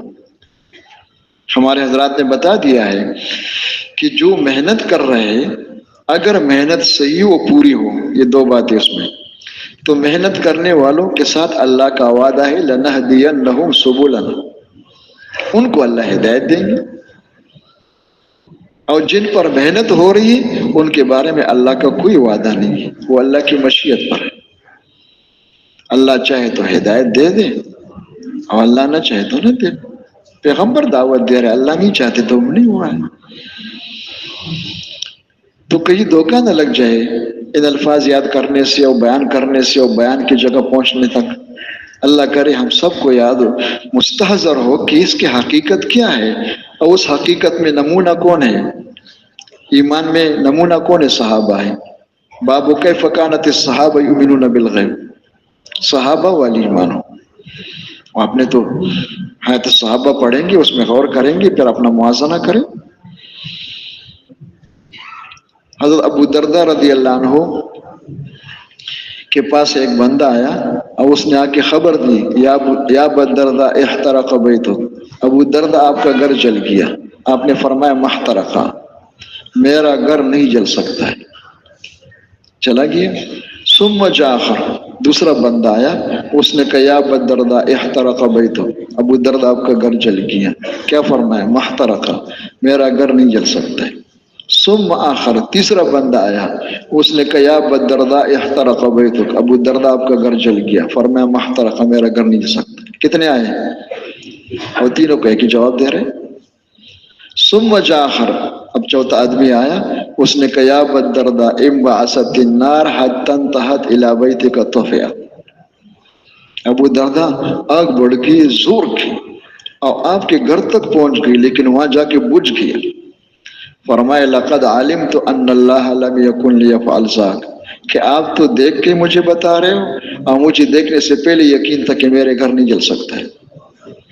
جب اس نے یہ کہا تو حیران ہو گئے اور حیرانگی میں پوچھا یا ابا الدرداء ای کلامک اعجب، قولک محترق او قولک لقد علمت ان اللہ لم یکن لیفعل ذاک، کہ میں تو حیران ہوں کہ دونوں باتیں قابل تعجب ہے. اب کیا جواب دیا؟ بتا رہے کہ وجہ کیا ہے. اب نہیں بتا رہے کہ میں ہوں، بتا دیا کہ ذاک کلمات سمعتها من رسول اللہ صلی اللہ علیہ وسلم من قالهن حين يصبح لم تصبه مصیبت حتى یمسی، کہ یہ جو مجھے اطمینان سکون حاصل ہے میرے اوپر کوئی اثر نہیں اب لوگوں کے کہنے کا. اس کی وجہ کیا ہے؟ اس کے وجہ دل کا یقین بتا دیا. کیا بتا دیا بھائی؟ کیا بتا دیا؟ یا باہر کے اللہ بلا نہیں بتایا کہ میں ہوں یہ ہے. ہم تو یہی بتاتے ہیں نا کہ دیکھو جانتے میں کون ہوں، یہ سب کچھ کیا ہے. وہ جو کچھ نظر نہیں آ رہا ہے وہ بتا دیا کہ اس کی وجہ یہ ہے کہ میں نے اللہ کے نبی سے چند کلمات سنے ہیں، وہ مجھے یاد ہے، وہ بھی نظر نہیں آ رہے. اور پھر اللہ کے نبی نے ارشاد فرمایا کہ جو ان کو پڑھے گا شام تک کوئی مصیبت نہیں پہنچ سکتا ہے. اب میرے دل میں اللہ کے نبی کی بات پہ یقین ہے. وہ ایک دفعہ یہ جو لکھنے والے ہوتے ہیں، پلاسٹر پہ من کرنے والے ہر جگہ موجود ہوتے ہیں. تو میں نے عربوں کے حلقے میں یہ قصہ سنایا. ہمارے ایک مہمان تھے، جان پہچان والے تھے، وہ کڑے ہو گئے قلم کاپی لے کر، مجھے کہتے شیخ شیخ شیخ ما ہوا دعا بالدردہ، یعنی وہ دعا تو بتاؤ نا جس پہ یہ سب کچھ ہوا ہے. تو میں نے اس کو دیکھ کر ہنستے میں نے کہا شیخ این یقین ابی دردہ، ابو دردہ کی دعا کا فکر تو ہے، اس یقین کا کوئی فکر نہیں ہے کہ دعا تو میں انشاءاللہ بھی لکھ کے دے دوں گا، آپ کو کتاب بتا دوں گا، لیکن ابو دردہ والے یقین کہاں ہے؟ اس کی طرف ذہن نہیں جا رہے. پہلے سیکھنے ہے نہیں، اور اگر سیکھنے تو الفاظ کو قلم بند کر رہے، اس کو یاد کر رہے، آگے ایمان سیکھنے کا کوئی فکر نہیں. اس پر حضرت نے فرمایا کہ جتنے یہ دعائیں جو ہے اعمال بغیر یقین کی، یوں سمجھو جیسے بغیر تیل کے ہوائی جہاز. اب جتنے یہاں شریک ہیں آخر میں خوشخبری سنو کہ سب کے منظوری ہوگی انشاءاللہ، عمرہ کرو گے انشاءاللہ. ابھی ساری جہازیں آ رہی ہیں انشاءاللہ یہاں پہ. کیا ہے بھائی کہ الحمدللہ اللہ نے فضل فرما دیا، قبولیت ہو گئی. اب سب جہازوں میں بیٹھ گئے، سرکاری مہمان ہیں، سب کچھ ٹھیک ہے، رمضان شریف کا مہینہ بھی ہے، علم بھی سب کچھ ہے. جس جہاز میں ہم جا رہے ہیں بس اتنی سی بات ہے، معمولی بات ہے کہ اس جہاز کی ٹینکیاں تیل سے خالی ہے. کس سے خالی ہے؟ تو انشاءاللہ رمضان شریف کہاں گزاریں گے، عید کی نماز کہاں ہوگی؟ یعنی کہ جہاز بیکار ہے. جہاز کی قیمت ہے ماشاءاللہ، شاندار قسم کے جہاز میں بیٹھے ہوئے، وہاں کیوں نہیں پہنچ سکتے ہو کہ بندے خدا ٹینکی خالی ہے، تیل نہیں ہے، اور اگر بھر دیا تو بارش کے پانی سے بھر دیا ہے. کس سے بھر دیا ہے؟ حضرت فرمایا کرتے تھے کہ سیکھنے کا رواج نہیں ہے، اور زیادہ سے زیادہ الفاظ سیکھ لیتے اور لکھ لیتے، جب اس کو یاد کر لیتے تو مطمئن ہو جاتے کہ اللہ کا شکر ہے آ گیا. اور مقام پہ جا کے دیکھو تو کچھ نہیں ہے. کیا نہیں ہے؟ تقریریں کر سکتے ہیں، مذاکرے کر سکتے ہیں، لوگوں کو بتا سکتے ہیں. ان سے پوچھ حضرت آپ کا کیا حال ہے؟ کہ دعا کرو بہت کمزوری ہے، دونوں گشتے نہیں ہے. کیا نہیں ہے بھائی؟ تعلیم میں بیٹھنے کا موقع نہیں مل رہا ہے، دعوت دینے کا موقع نہیں مل رہا ہے. وجہ کیا ہے؟ حضرت فرمایا کرتے تھے کہ عمل سیکھ کر کے آئے، ایمان سیکھ کر کے نہیں آئے. اور صحابہ کرام ایمان سیکھ رہے تھے، اللہ کے نبی نے ایمان سیکھا ہے، اس کے ساتھ اعمال ہے. اور ایمان سے کیا مراد ہے؟ ایمان سے مراد یہ ہے کہ جو کچھ مقام میں کرنے کے لیے بتایا ہے، اس کا یقین نہیں ہے کہ سب کچھ میں کروں گا تو اللہ کی مدد ساتھ ہو جائے گی اور سارے مسئلے حل ہوں گے، سارے پریشانی اس پہ ہوں گے. یہ برکت کے لیے، کس کے لیے؟ اور سارے ایک ہی دکان پر ہے. کس پر ہے بھائی؟ چاہے دکان ہے، چاہے باغ ہے، چاہے مزدوری ہے، چاہے نوکری ہے، اس یقین کے ساتھ یہ کر رہے ہیں. نہ ہونے سے لاکھ درجہ بہتر ہے، لیکن یہ وہ تو نہیں ہے. مجھے فرمایا کرتے تھے کہ ایمان کے بغیر اعمال نہیں ہو سکتے، جس کو اعمال صالحہ کہا جاتا ہے، ناممکن ہے. اور اگر ہو رہے کسی کو دھوکہ لگ گیا ہے تو جو اعمال کر رہے وہ سارا پلاسٹک کا مال ہے. پلاسٹک ہی ہوتے ہیں، حقیقی نہیں ہوتا ہے. پلاسٹک کے کھجور ہوتے ہیں نا بھائی، بڑے بڑے کھجور ہوتے ہیں، انگور بھی ہوتے ہیں، کیلے بھی ہوتے ہیں، انار بھی ہوتے ہیں، امرود بھی ہوتے ہیں. اب کسی کے ماشاء اللہ پیٹیوں کی پیٹیاں بھری ہوئی ہے، دسترخوان پہ سب کچھ بکیر دے کہ آ جاؤ بھائی اللہ کا دیا سب کچھ ہے، کرو افطاری ہمارے ساتھ. سب بیٹھ گئے اور مؤذن نے کہا اللہ اکبر. جب اذان مغرب کی، جب کھجور پہ ہاتھ ڈال لیا سب نے تو پلاسٹک، انگور پہ ہاتھ ڈال لیا تو پلاسٹک، کیلے پہ ہاتھ ڈالا تو کیا ہوا؟ کیا کرو گے افطاری؟ کیسے کرو گے؟ چلو یہاں تو غصے ہو کر کے امام صاحب کہاں ہے بھائی جلدی نماز پڑھا لو، کیا کر لو، اس کے بعد پھر اپنے راستوں پہ بھاگیں گے. خدا نخواستہ ساری زندگی پلاسٹک والے اعمال کر رہے تھے اور اللہ کے دربار میں پہنچ گئے کہ میں تو آپ کے لیے جان دے کر کے آیا ہوں کہ میرے لیے کچھ نہیں کیا. آپ نے پکڑو ڈالو جہنم میں، جھوٹ بول رہے ہیں. پھر کیا کریں گے وہاں؟ اور جب بڑے بڑے یہ جان دینے والے کوئی معمولی قسم کے نہیں، بڑے قیمتی لوگ ہیں، قرآن پاک سیکھنے سکھانے والے جن کا ذکر حدیث پاک میں آیا ہے، مال خرچ کرنے والے، بڑے قربانی والے ہیں، بڑے قیمتی لوگ ہیں. جب انہوں نے ایمان اخلاص نہیں سیکھا، اس کے بغیر یہ سب کچھ کیا تو سارے اعمال یہی تباہ ہو چکے، وہاں نہیں پہنچ چکے. جب ان بڑے اعمال کا یہ حال ہے تو بتاؤ نیچے والے اعمال کا کیا حال ہوگا؟ اور میں ہم اپنی طرف سے نہیں کرے، اللہ کے نبی نے بتا دیا. اور اگر یہ بات پیدا ہو جائے تو پھر ہر عمل کی کیا قیمت ہے؟ ایک دفعہ سبحان اللہ کہنے پر کیا ہوگا، لیکن وہ شرط ہے کہ ایمان اخلاص کے ساتھ. فاحش عورت نے، رنڈی نے کتے کو پانی پلا دی لیکن اخلاص کے ساتھ ہی جنت میں پہنچ گئی. کہاں پہنچ گئی؟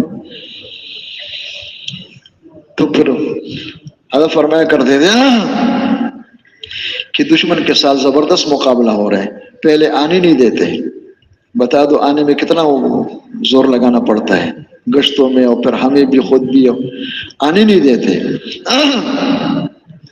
اور جب آ گئے تو پھر بیٹھنے نہیں دیتے، کہتے اللہ کا شکر میٹر چالو ہے، عمل میں شریک نہیں ہو رہے، بیٹھ گئے تو پھر سننے نہیں دیتے، یہ میں نہیں کہتا کہ سو جاتے، لیکن سننے نہیں دیتے، کیا نہیں دیتے بھائی، یہ اس کا حملہ ہوتا ہے، سننے نہیں دیتے، اور جو سن رہے تھے وہ سمجھ نہیں ہے کہ کیا ہو رہا ہے، کہ بس کچھ باتیں ہو رہی ہیں، سمجھتے نہیں ہے، اور جو سمجھ گئے وہ کرتے نہیں،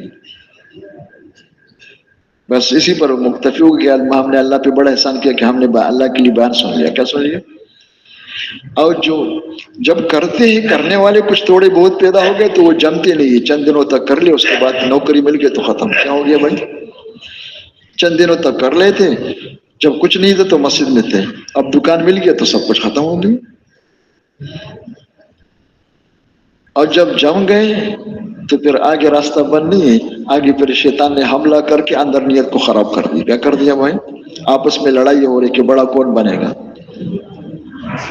آگے کون جائے گا، اور سب کچھ تباہ کر دیے، کیا کر دیے، تو یہ مت سمجھو کہ خالی چل رہا ہے، کیا چل رہا ہے بھائی، اور بستر اٹھا دیا، اللہ کا شکر ہے پہنچ گئے، کیا ہو گیا بھائی، اللہ فرماتے قدم قدم پہ مقابلہ ہے، کس کے ساتھ مقابلہ ہے، نفس کے ساتھ، کس کے ساتھ، شیطان تو بڑے بڑے جلخانے میں چلے گئے، لیکن یہ تو قید نہیں ہو رہا، یہ تو ساتھ ہے، اور وہ ساتھ وہ بھی ہے،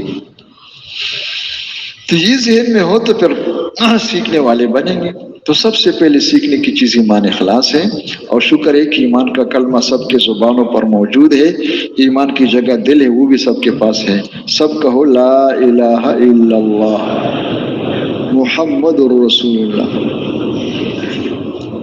یہ کلمہ ایمان ہے، ایمان کی جگہ دل ہے،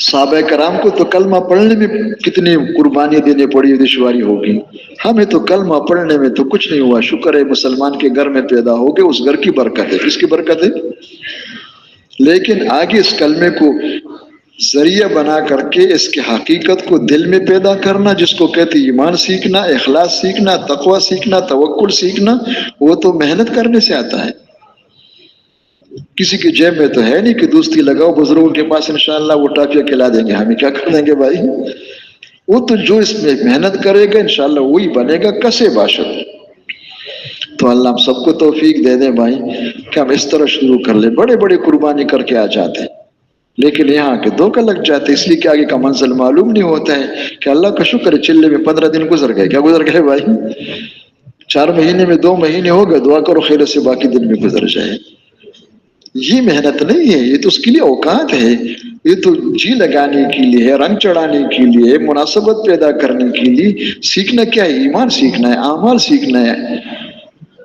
ہم بن جائیں، تو اس کے لیے حضرت نے فرمایا کہ روزانہ ایمان و یقین کی دعوت دینی ہے، اللہ کی بڑائی سمجھانی ہے، ان کی قدرت سمجھانی ہے، ان کی ربوبیت سمجھانی ہے، انبیاء علیہ السلام کے قصے سنانا ہے، اپنے قصے کہانیاں نہ سنائے، ایمان کے نفع بتانا، اور پھر جن کو یہ سب کچھ بتا رہے ہو تو بتاتے وقت یاد ہو کہ میرا سبق ہے، اپنے آپ کو سنا رہا ہوں، کس کو سنا رہا ہوں بھائی، اس انداز سے بات کرو کہ میرے آپ کے لیے دعوت ہو، سننے والوں کے لیے ترغیب ہو جائے، ان کا بھی اتنا ذہن بن جائے کہ یار یہ دولت تو مجھے بھی چاہیے، یہ کہاں ملتا ہے، تم اللہ کے راستے میں، تو وہ بھی بستر دے دے اور اللہ کے راستے میں نکل جائے، یہ نہیں ہوتا کہ اللہ کا شکر ہے میں تو خود 4 مہینے میں چل رہا ہوں، سال کا ارادہ ہے بیان کرنا مجھے آ گیا، میں تو پہنچ چکا ہوں، آپ کا کیا خیال ہے، یہ تو کیا لگتا ہے نا، یہ سب کچھ اپنے بننے کے لیے ہے، گشتوں میں جانا، انفرادی دعوت دینا، مجمع کے سامنے بات کرنا، لیکن اللہ کرے علم میں نہ ہو مستحضر ہو، کیا ہو، یا نہ ہو کہ پتہ تو مجھے ہے لیکن جب موقع آ گیا تو اس وقت نہیں ہے، گھر میں سب کچھ ہے، افطاری کے وقت ایک کھجور بھی نہیں ملا تو کیا کرو گے، کہ گھر میں ہے، کہاں ہے بھائی، وہ تو اس وقت جب آپ ہو آپ کے سامنے ہوتا کہ افطاری کرے اس پر، اس کو کہتے استحضار، اس کے لیے اتنا سننا، اتنا کہنا، اتنا بولنا، اتنا سوچنا کہ ہر وقت مستحضر رہے، اور سب سے پہلے تو ہمارا علم صحیح ہو جائے، ورنہ ہم نے جو سمجھا کہ یہی اسی کا نام ہے۔ اس لیے اللہ پاک نے جن بزرگوں کو ذریعہ بنایا ہے، ان بزرگوں نے کیا سمجھا ہے، انہوں نے کیسے سمجھایا ہے، ورنہ تبلیغ میں تو ہر ایک نے اپنا حصہ ڈال دیا، جس کو جو سمجھ میں آ گیا اس نے تقریر کر دیا، لینے والے آگے موجود ہے وہ لے لیتے ہیں۔ حضرت فرمایا کرتے تھے مولانا محمد الیاس رحمۃ اللہ علیہ کہ مجھے اپنے کارکنوں پہ خطرہ ہے، مجھے ایک خطرہ لگ رہا ہے۔ وہ خطرہ کیا ہے کہ کام نہ ہو رہا ہو اور سمجھے کہ کام ہو رہا ہے، کام نہ کر رہے ہو اور سمجھے کہ بہت کام ہو رہا ہے۔ کام کیا ہے؟ کام کیا ہے؟ یہ 6 باتیں کیا ہے بھائی؟ ان 6 باتوں پہ محنت، ان 6 باتوں کو اپنے اندر لانا اور ان 6 باتوں کی محنت کے لیے محمد کو تیار کر کے نکالنا، یہ کام ہے۔ اگر یہ ہو رہا ہے تو کام ہو رہا ہے، اور اگر یہ نہیں ہے تو کام نہیں ہو رہے، باقی ٹھیک ہے جو کچھ کر رہے کرنے دو، یہ نہیں کہتے کہ وہ بیکار ہے، لیکن یہ وہ کام نہیں ہے جس کو کہتے کر رہے اول کا ہی رہا ہے۔ کیا ہے؟ مولانا محمد یوسف رحمۃ اللہ فرمایا کرتے تھے کہ ہم اس محنت سے کیا چاہتے ہیں، جو ہر ایک نے اپنے سین کے مطابق سمجھے، کوئی کہتے تبلیغ ہے، کوئی کہتے امر بالمعروف ہے، کوئی کہتے یہ، جتنے ذہن ہے وہ جتنا سمجھائے۔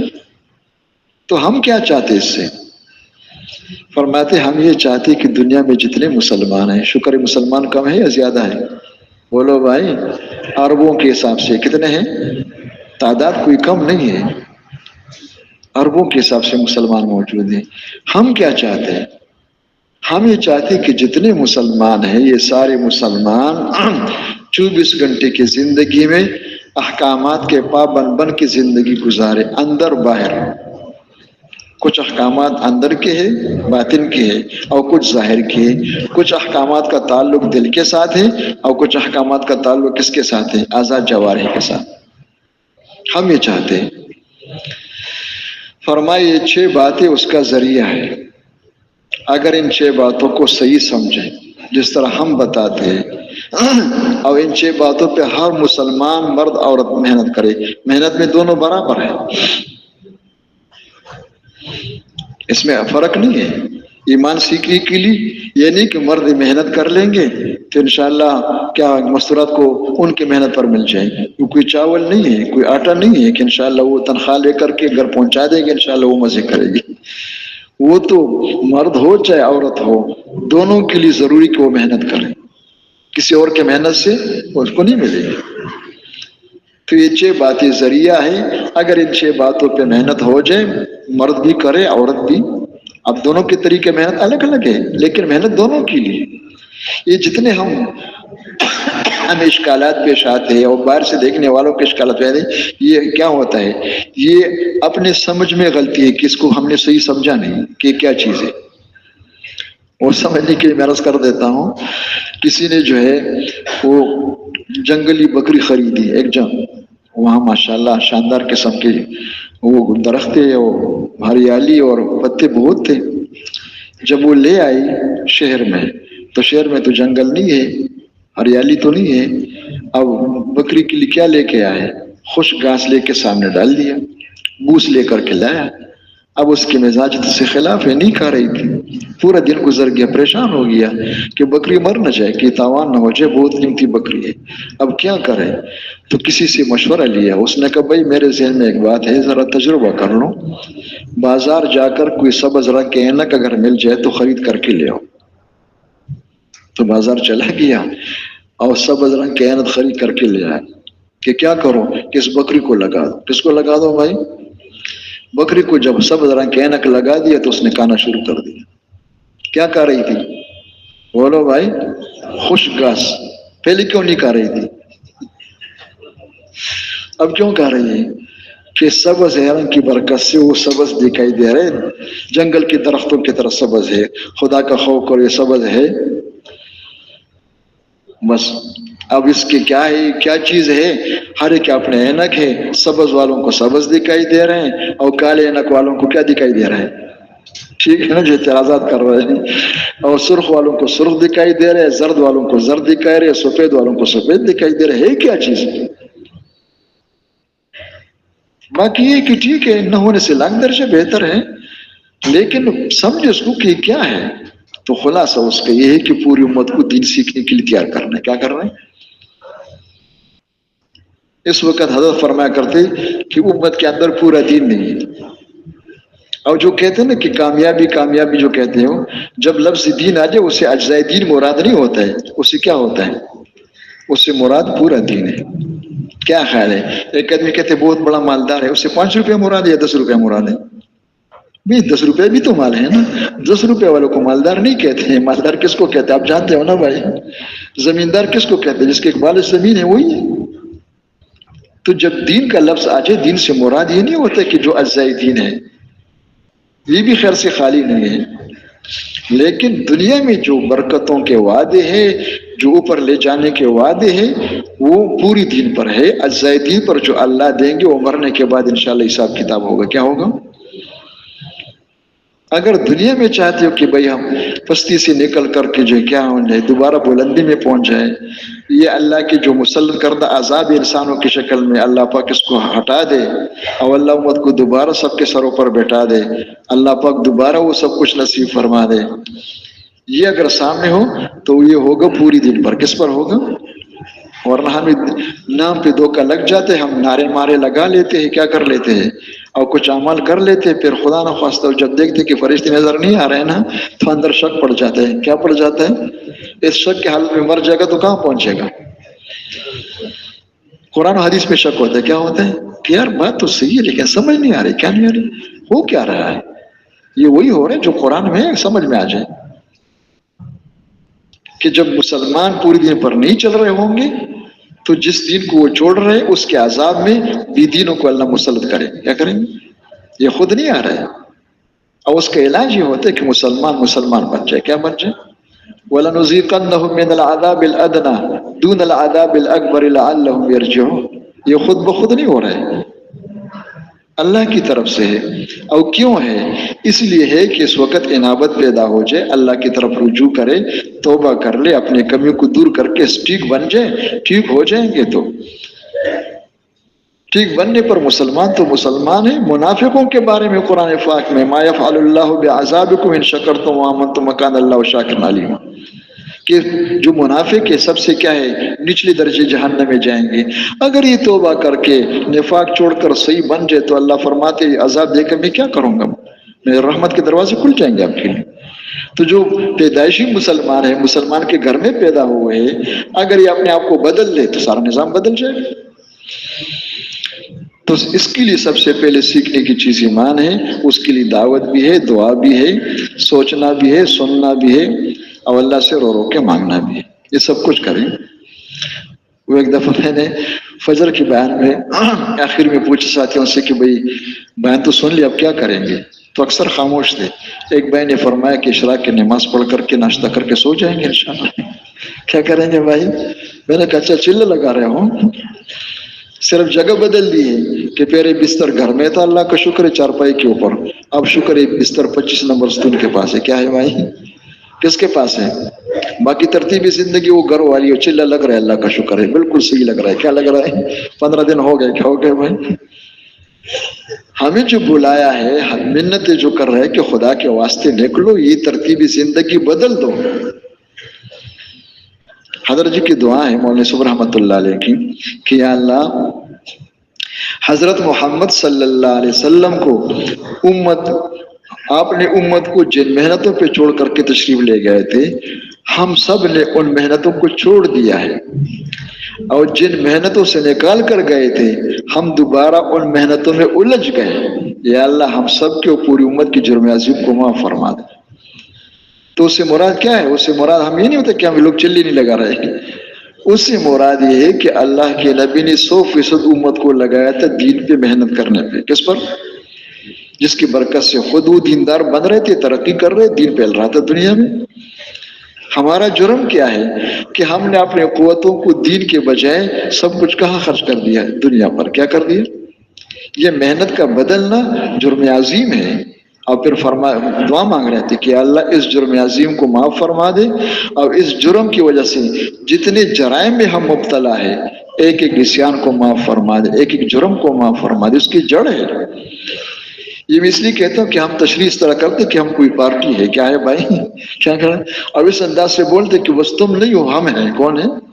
وہی ساری امت ہے، دین سب کے لیے ہے، دین سیکھنا سب کے لیے ضروری ہے، تو اس پر یہ سب کچھ ہے، اور دین سیکھنے کا طریقہ سب کے لیے وہی ہے۔ مسجد سب کے ہے یا کسی ایک پارٹی کے ہے؟ بولو بھائی، ہاں سب کی ہے، جس نے بننا ہے تو مسجد میں آ جائے، یہ بننے کی جگہ ہے، یہ صالحین کی جگہ ہے، یہ صادقین کی جگہ ہے۔ کس کی جگہ ہے؟ صادقین کہاں ہوتے ہیں؟ بازار میں ہوتے ہیں، مسجد میں ہوتے ہیں، اور جس کا جی نہیں لگ رہا ہے وہاں پہ، وہ تو اور چیزیں ہوتے کہ بھائی کوئی شہرت ہو جائے تو وہاں جاؤ، اچھا ماشاء اللہ آپ نے وہاں رمضان گزار دیا، کیا کر دیا بھائی؟ وہ شکل وہی ہوتے، باقی سب وہی کیا ہوتا ہے جس کا شہرت ہو گیا، ورنہ اللہ کی گھر مسجد جو ہے ہر وقت رحمت نازل ہو رہی، فرشتوں کا ماحول ہے۔ تو اس طریقے سے پھر جس طرح سن رہے تھے پھر مجمع میں جا کے دعوت بھی دینا ہے۔ یہ تو ہو گیا ایمان سیکھنے کی ترتیب ہے۔ اللہ مجھے آپ کو توفیق نصیب فرما دے، خود بھی لگنا ہے اور پوری امت کو لگانا ہے۔ یہ جو ضرورت ہے یہ گھر میں ایک فرد کی ہے سب کی ہے؟ بولو تو سب کو نکالنا ہوگا ہی نہیں ہوگا؟ اور اگر ایک ہی نکل رہے بابا جی کو بستر دے رہے ہیں کہ جب بھی تبلیغ والے آ جائے کہ گھر سے ایک آدمی لے دو ہمیں نا، ہر گھر سے ایک آدمی چاہتے ہیں کہ بابا کو لے جاؤ، کس کو لے جاؤ؟ تو پھر کیا ہوگا؟ نہ بابا دیندار بنیں گے نہ گھر میں دین آئے گا۔ اس فرمایا کرتے تھے رحمت اللہ علیہ کہ اگر مرد جو ہے دینداری میں پیرانی پیر صاحب بن جائے، کیا بن جائے؟ شیخ عبد القادر جیلانی رحمت اللہ علیہ بن جائیں، لیکن گھر میں جو بچے ہیں اور ان کی جو ماں ہے اگر وہ دین نہیں سیکھ رہے، ان پہ محنت نہیں ہو رہے، تو اس گھر میں دین داخل نہیں ہو سکتا۔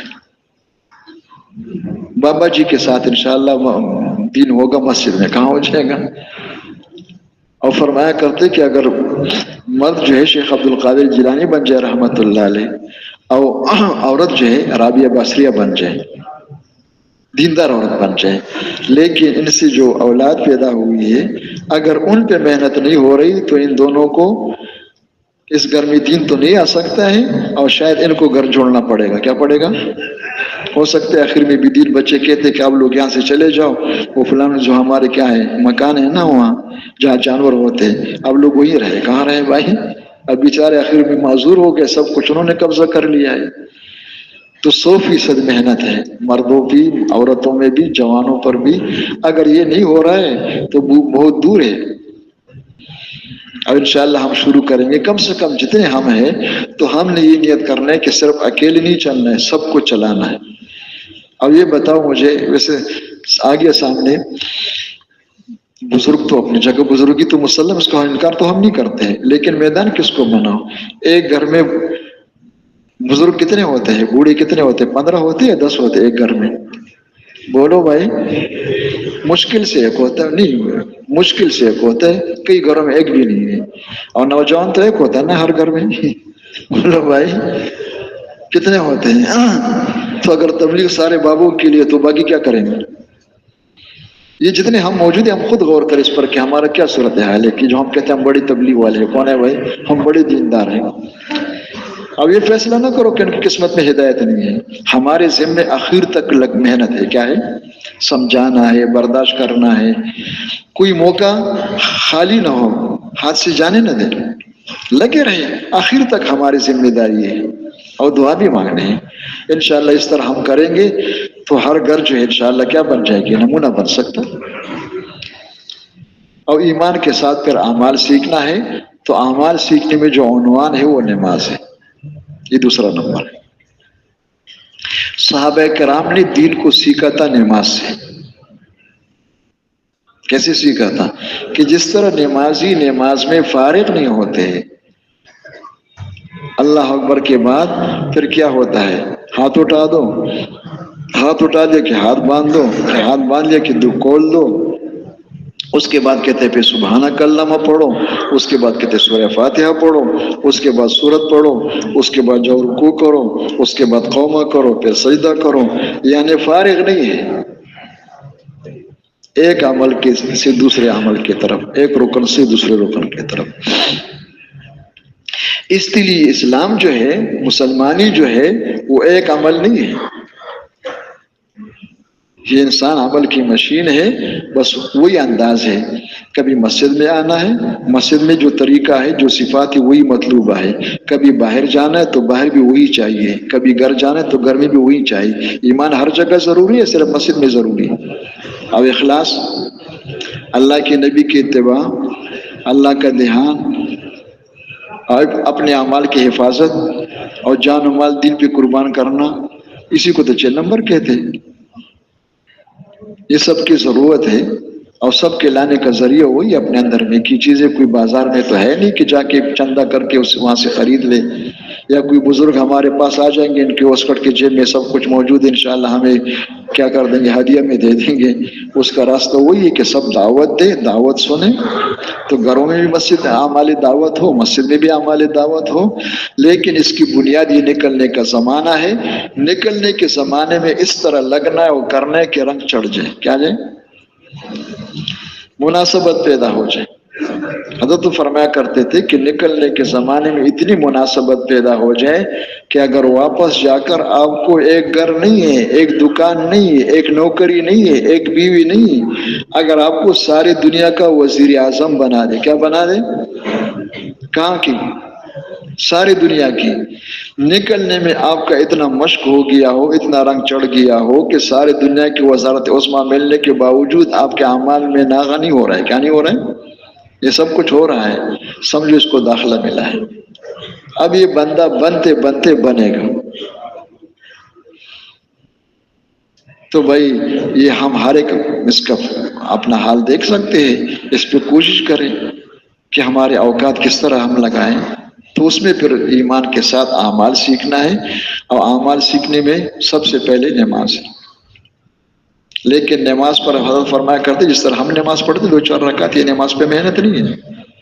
نماز پہ محنت وہ کر سکتے ہیں جس کو نماز کی حقیقت ہو، سامنے ہو۔ جس کے سامنے نماز کی حقیقت نہیں ہے، 2-4 رکعت جس طرح ہم پڑھ رہے ہیں، تو پھر تو ہم تو فارغ ہیں، اللہ کا شکر ہے، امامت بھی کر سکتے ہیں۔ کیا کر سکتے ہیں؟ ہاں، بڑا شوق بھی ہوتا ہے امام بننے کا، کسی نے نہیں کہا آگے بڑھ جاتے امام بن جاتے۔ ابھی تک قرآن پڑھنا بھی صحیح نہیں آتے، باقی نماز تو چھوڑو، اور بڑا شوق ہوتا ہے امام بننے کا۔ کیا ہوتا ہے؟ وہ تو سمجھے کہ مجھے سب کچھ آ گیا ہے۔ تو نماز کی حقیقت جس کے سامنے ہو، نماز کی حقیقت کیا ہے؟ اللہ پاک کی قدرت سے براہ راست فائدہ حاصل کرنے کے لیے نماز کا عمل دیا گیا ہے۔ ہم محتاج ہے یا نہیں ہے؟ ہمارے حاجتیں کتنے ہیں؟ بولو بھائی، اور حاجتوں کو پورا کرنے والا کون ہے؟ ہمارے پاس تو کچھ نہیں، خزانے کس کے پاس ہے؟ درمیان رابطے کے لیے کیا ہے؟ نماز ہے۔ اچھا نماز یہ ہے، ہم تو برکت کی چیز سمجھ رہے ہیں، کیا سمجھ رہے ہیں؟ ہمارے ذہن میں تو یہ ہے کہ دینے والے اللہ ذات اللہ ہے، اسباب وہی ہے۔ کون سے ہیں؟ جن میں ہم سب کچھ خرچ کر رہے ہیں۔ بھائی وہ تو ہمارے امتحان کے لیے ہے، براہ راست تعلق پیدا ہونے کے لیے نماز ہے۔ رسول اللہ صلی اللہ علیہ وسلم کو جب مشکل اور تنگی ضرورت پیش فوراً کیا کرتے تھے؟ اور پہلے انبیاء علیہ السلام کیا کرتے تھے؟ اور ان کے نمازوں پر پھر ہوا کیا ہے؟ اللہ ہمیں توفیق دے دے، اس پہ محنت شروع کرے، اپنے آپ کو نمازی نہ سمجھے، نہ ہونے سے لاکھ درجہ بہتر ہے۔ اس لیے کہ قرآن پاک میں 2 قسم کے نمازیوں کا ذکر ہے۔ ایک قسم کے نمازی وہ ہے جن کے بارے میں قرآن پاک میں ارشاد خداوندی ہے فویل للمصلین الذین هم عن صلاتهم ساہون۔ یہ وہ نماز ہے جس کا نتیجہ کیا ہے؟ تباہی، بربادی ہے۔ یہ نماز بد دعا دے رہی ہے اور پرانے کپڑے کی طرح لپیٹ کر منہ پہ مار دی جاتی ہے۔ یہ وہ نمازی ہے۔ ایک قسم کے نمازی وہ ہے جن کے بارے میں قرآن پاک میں قد افلح المؤمنون الذین هم فی صلاتهم خاشعون۔ یہ وہ نماز ہے جو سفارشی بن کر کے اللہ کے دربار میں اس نمازی کے لیے دعائیں مانگ رہی، اور جس نماز پر اللہ پاک جو کچھ چاہو گے اللہ وہ دیں گے۔ تو انبیاء علیہ السلام ہر پریشانی، ہر مشکل میں نماز پڑھ کے دعا مانگ رہے تھے۔ اب انبیاء علیہ السلام کی سیرت جو صحیح روایتوں میں، سیرت میں، قرآن و حدیث میں ہے، اللہ کرے اس پر ہم محنت شروع کریں، ہمارے کم سے کم سامنے تو مستحضر ہو۔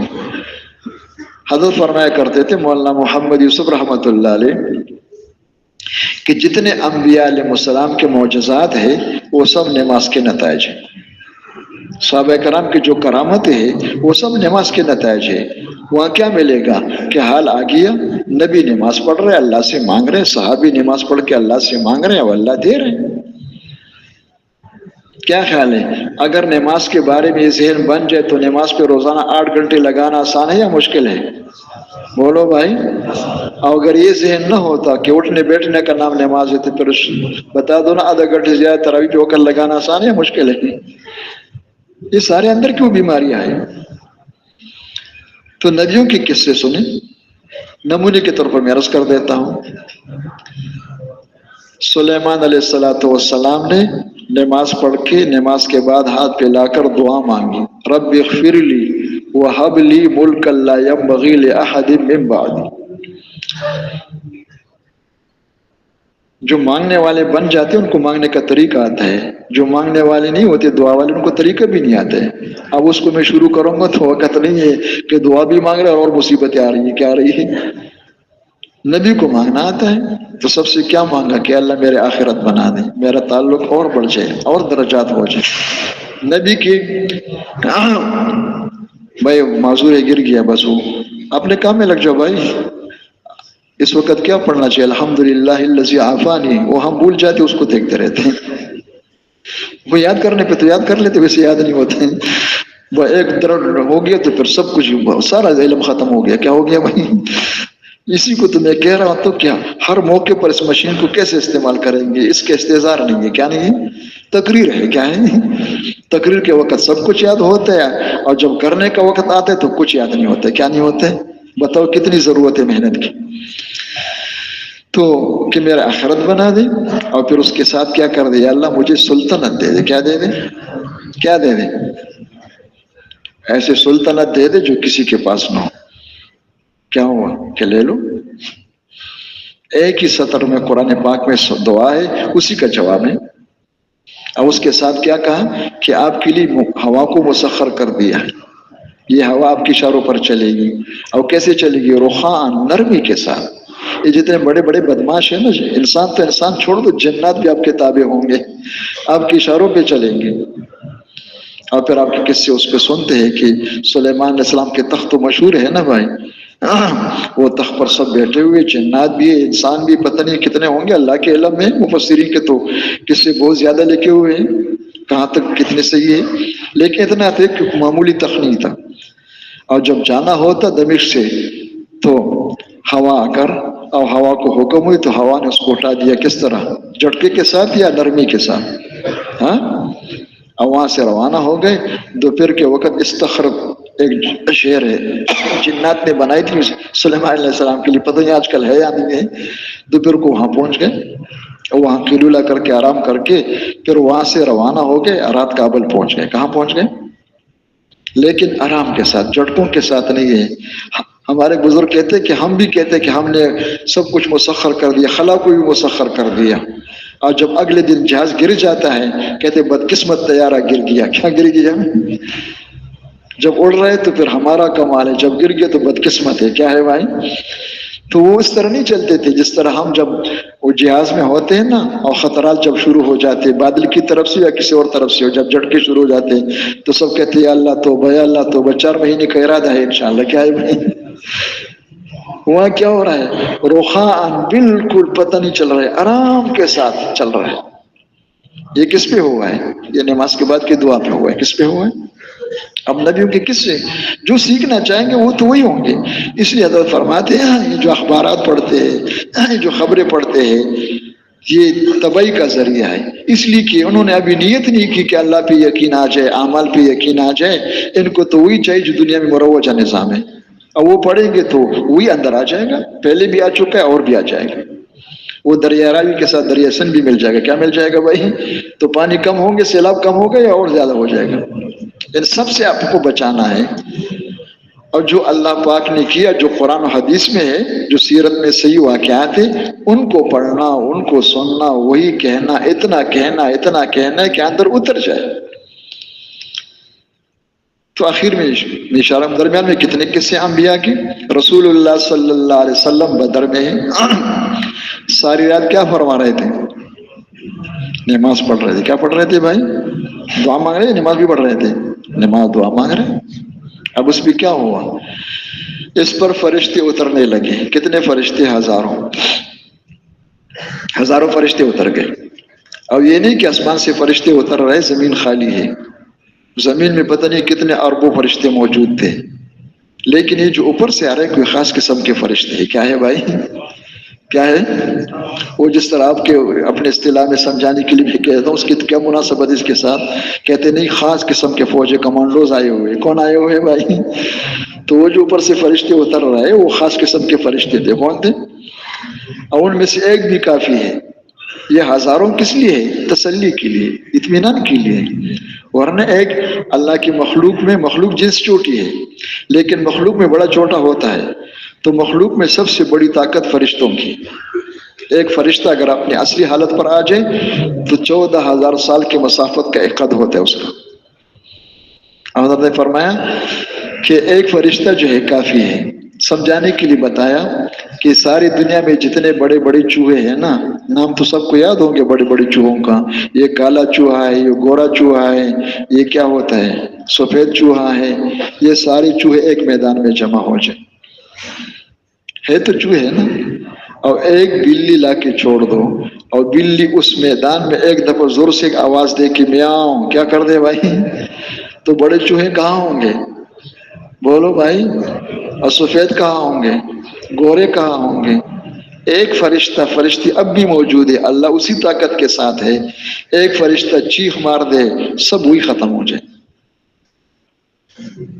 لیکن وہ فرشتے ہزاروں اتر رہے تسلی دینے کے لیے، اور فرمایا واضح ومن نصر الا من عند اللہ، کاروائی میں خود کروں گا. اصل تو اللہ کی مدد ہے. کیا ہے؟ بڑی طاقت بھی ہو لیکن اللہ کی مدد نہیں. طاقت کیا ہے اس میں؟ وہ کیا طاقت ہے؟ فرشتوں کی طاقت بھی جب تک اللہ کی مدد نہ ہو ساتھ. تو یہ سب کچھ نماز پہ ہوا ہے. اور ہم ہی حکم ہے کہ یا ایھا الذین آمنوا استعینوا بالصبر والصلاۃ. ہر حال میں نماز ہے. بارش نہیں ہو رہی ہے، خوشحالی ہے، تو کیا پڑھو؟ روزہ رکھو یا نماز پڑھو؟ صلاۃ استسقاء ہے. کیا ہے؟ نماز شمس میں خرابی ہو جائے تو کیا کرو؟ نماز پڑھو. قمری نظام خراب ہو جائے تو کیا کرو؟ نماز پڑھو. کوئی بھی حاجت ہو تو کیا کرو؟ حضرت فرماتے کہ صوم الحاجت نہیں ہے، صلاۃ الحاجت ہے. حج الحاجت نہیں ہے، صلاۃ الحاجت ہے. اصل نماز ہے. لیکن نماز کے وہ جو حقیقت ہے وہ سامنے ہے. انسان بھی عجیب ہے، جو چیز زیادہ مقدار میں مل جاتے اس کا قدر نہیں کرتے. اس پر حضرت نے فرمایا کہ دیکھو حج پہ جانا ہے، ٹھیک ہے. اب حج کے لیے مثلاً 40 دن ہے، تو 40 دن میں 5-6 حج تو ہو سکتے ہیں نا تقریباً. بولو بھائی. کہتے ہاں جی. تو 40 دن میں 5-6 حج تو ہو جائیں گے نا. سارے پتہ نہیں کیا سوچ رہے بھائی. ہو سکتے ہیں؟ جو میں پوچھ رہا ہوں وہ بتا دو بھائی. ہو سکتے ہیں؟ کتنے ہو جائیں گے؟ اور اگر 5 کرنا چاہے تو انشاءاللہ ایک بھی نہیں ہوگا. ٹھیک ہے. لیکن نمازیں کتنے ہیں؟ 40 دن میں کتنی نمازیں ہیں؟ 200 نمازیں تو فرض ہیں. کیا ہے نا؟ اور بتاؤ اعمال میں درجات ہے، تو سب سے بڑا عمل حج ہے یا نماز ہے؟ نماز کے ساتھ کیا ہو رہا ہے؟ کیا ہو رہا ہے؟ وہ بازاروں میں پھر رہے. کیا پھر رہے؟ اس لیے کہ وہ قدردانی نہیں ہے، حقیقت کا سامنے نہیں ہے. ورنہ حج کے نام پر آپ کو 200 نمازیں، کہاں کی نمازیں؟ حرم کی نمازیں مل رہی ہے، اور اس کو توڑ رہے. کیا کر رہے ہیں؟ اب پھر حج کا پتہ نہیں کیا حال ہوگا. جس کا نماز کا یہ حال ہوگا اس کا حج کا کیا حال ہوگا؟ اللہ ہی خیر کرے. کیا کرے بھائی؟ تو نماز بنیاد ہے. نماز پر صحیح محنت ہو جائے تو حج بھی ہے، زکوٰۃ بھی ہے، روزہ بھی ہے، سب کچھ ہے. اب یہ اپنی طرف سے کوئی مشورے کی بات ہم نہیں کہہ رہے. اللہ کے نبی نے بتایا ہے کہ قیامت کے دن اعمال میں سب سے پہلا حساب کس کا ہوگا؟ نماز کا نہیں، فرض نماز کا. یہ لفظ ایسا رکھو، یہ درمیان میں سے ایک لفظ ہٹا دے تو اس سے معنی بدل جاتا ہے. سب سے پہلے حساب ہوگا فرض نماز ہوگا. اگر فرض نمازی ٹھیک ہے تو انشاءاللہ پھر باقی اعمال بھی ٹھیک ہوں گے، اس میں بھی پاس ہو جائیں گے۔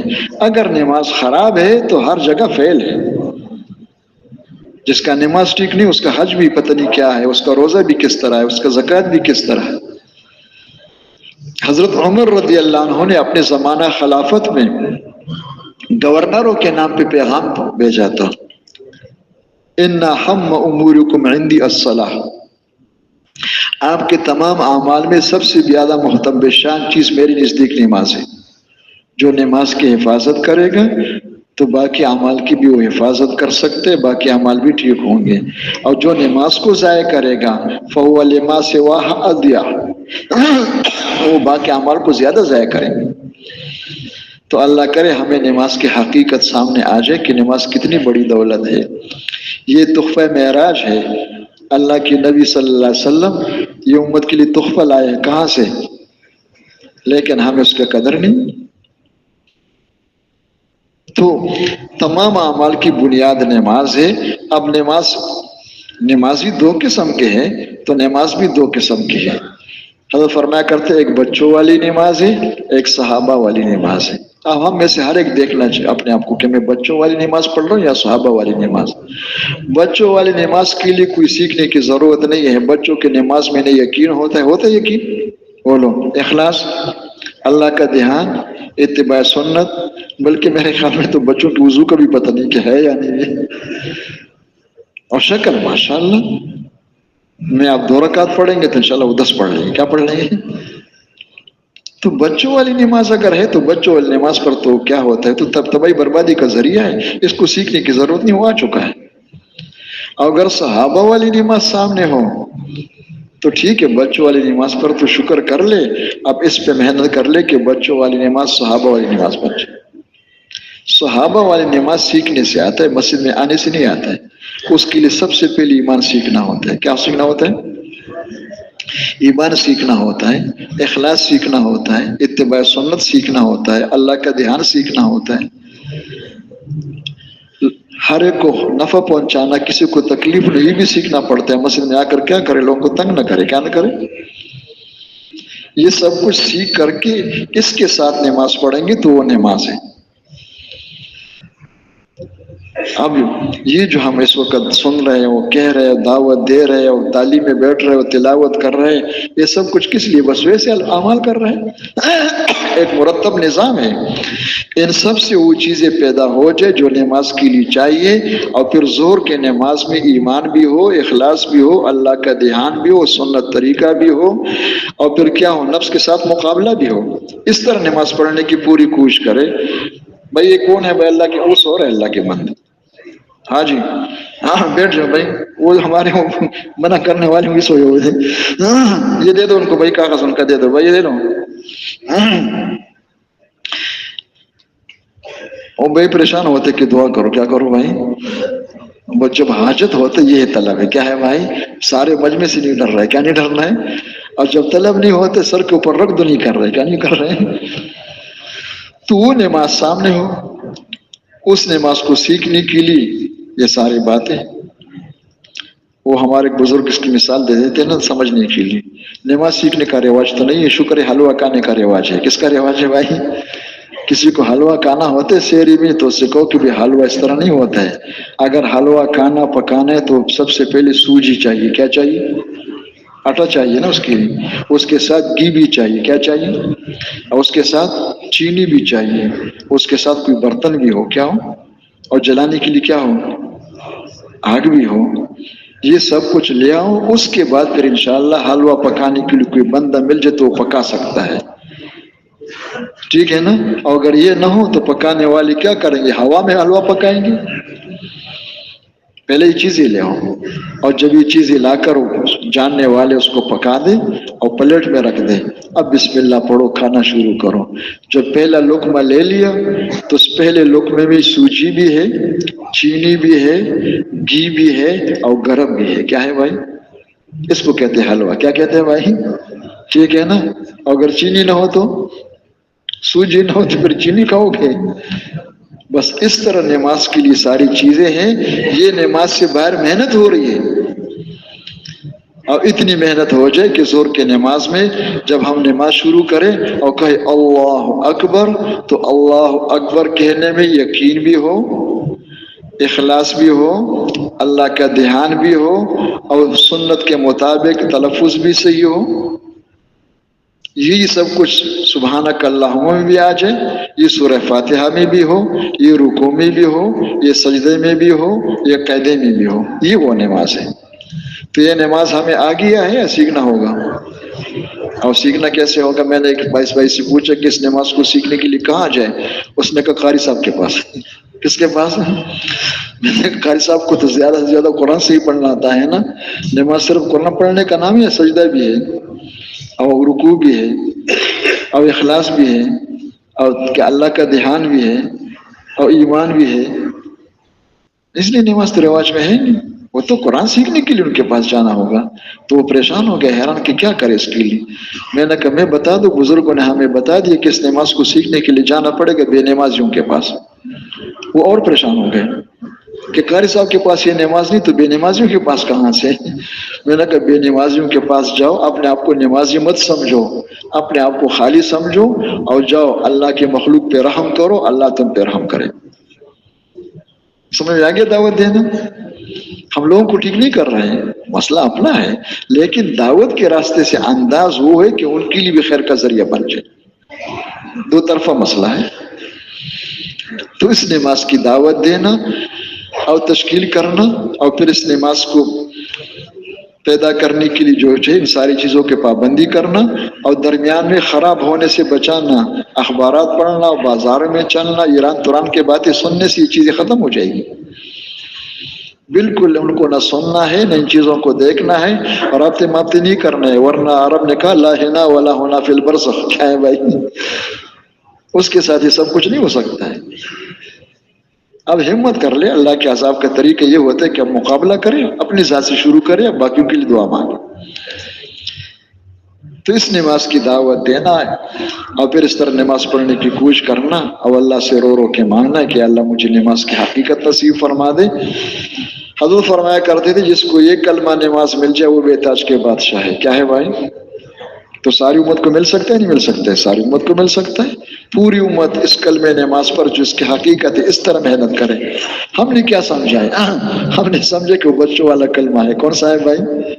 اب بچوں والی نماز ہے، اس کو نعوذ باللہ کوئی تحقیر کی نظر سے دیکھ رہے کہ یار اس کے لیے چلوں کی کیا ضرورت ہے، سال لگانے کی کیا ضرورت ہے۔ ہاں جب انشاءاللہ آپ کو بچوں والا کلمہ یہی سکھا دیں گے۔ کیا سکھا دیں گے بھائی؟ اب بچوں والی نماز کہاں سکھا دیں گے؟ تو یہ ساری امت کو جو پکار رہے کہ نکلو اللہ کے راستے میں، اس لیے ہوتے کہ ایمان سیکھنا کون سی نماز، پاکستانی ایمان یا صحابہ والی ایمان، اور نماز سیکھنا وہ نماز، یہ دو بنیادیں ہیں ایمان اعمال صالحہ کی، یہ دونوں پیدا ہو جائے تو باقی سارا کام آسان۔ وہ شرم کی بات ہے، جس طرح یہ ذہن بن چکا ہے کہ بھئی سب سے زیادہ مشکل کام پیسہ کمانا ہے، مال کمانا ہے، مال پیسہ آ جائے جیب میں نا، بازار سے سب کچھ لانا آسان ہے، بستر خریدنا ہے، بیگ خریدنا ہے، جو مرضی لاؤ، کیا کرو؟ اس لیے پوری دن پر چلنے کے لیے سرمایہ ہے۔ تو اس کی دعوت بھی ہے، سننا بھی ہے، اللہ مجھے بھی توفیق دے، آپ کو بھی۔ اس کو قوت پہنچانے کے لیے کیا ہے؟ علم و ذکر ہے۔ اصل یہ دو ہے، علم و ذکر کی حقیقت کیا ہے؟ علم کی حقیقت یہ ہے کہ ہمارے اندر تحقیق کا جذبہ پیدا ہو جائے کہ میرے رب مجھ سے کیا چاہتا ہے، اور ذکر کی حقیقت یہ ہے کہ جس حال میں اللہ کا جو حکم متوجہ ہو، چاہے وہ بازاروں میں حکم ہے، چاہے گھر میں ہے، چاہے خلوت میں ہے، چاہے جلوت میں ہے، چاہے نماز ہے، ہر حکم پہ چلنا اس دھیان کے ساتھ ہو کہ اللہ خوش ہو کے دیکھ رہے۔ ان کو پیدا کرنے کے لیے لوگوں کے پاس جا کر دین سیکھنے کے لیے تیار کرنا ہے، ذکر کرنے کے لیے خود تعلیم کے حلقوں میں بیٹھنا ہے، دین سیکھنا ہے علماء کرام سے، کتابوں سے نہیں ہوتا ہے۔ دین سیکھنا علماء سے ہے، ٹھیک ہے کتاب بتا دے اس میں سے معاونت تو ہو سکتا ہے، لیکن سیکھنا علماء سے، اور پھر اللہ کا ذکر بھی کرے، تلاوت بھی کرے۔ رمضان شریف میں تو اور ترقی کر لے، 1 سپارے والے 3 سپارے پہ پہنچ جائے، 3 سپارے والے منزل پہ پہنچ جائے، ایک 3 تسبیح کے بعد 6 تسبیح شروع کر لے، لیکن باقی اعمال کے ساتھ ہو، یہ نہ کہ خالی سجدے کا نام نماز ہے۔ کیا ہے؟ سجدہ بہت قیمتی ہے، لیکن باقی اجزاء کے ساتھ ہو تو نماز کا سجدہ ہے۔ اور پھر اللہ سے رو رو کے مانا ہے کہ اللہ علم کی حقیقت نصیب فرما دے. کئی تقریر کرنے سے دو کان لگ جائے کہ بن گیا ہوں. کیا بن گیا ہوں بھائی؟ اور بڑے تسبیح ہاتھ میں لے کر ٹس ٹس کر رہے کہ میں ذاکر بن گیا. کیا بن گیا ہوں بھائی؟ رو رو کے مانا ہے کہ اللہ صفت احسان مجھے نصیب فرما دے. یہ قوت پہنچانے کے لیے، طاقت دینے کے لیے، صحیح رہنمائی کے لیے. بچانے کے لیے کیا ہے کہ جتنا کما رہے پتہ نہیں کتنے کروڑوں کی کمائی ہو رہی روزانہ، کروڑوں کی کمائی ہو رہی. اس کو بچانے کے لیے اکرام مسلم سے کیا مراد ہے؟ ادائی حقوق. ہر ایک کا کیا حق ہے میرے اوپر، اس کو سیکھنا ہے. اب اس کو سیکھنا ہے کہ والدین کے کیا حقوق ہے، بچوں کے کیا حقوق ہیں، اللہ کی دین کا کیا حق ہے، امیر صاحب کا کیا حق ہے، عالم کا کیا ہے، ان پڑھ کا کیا حق ہے. اور ہر ایک کا حق ادا کرنا، اپنے حق کا مطالبہ نہ کرنا.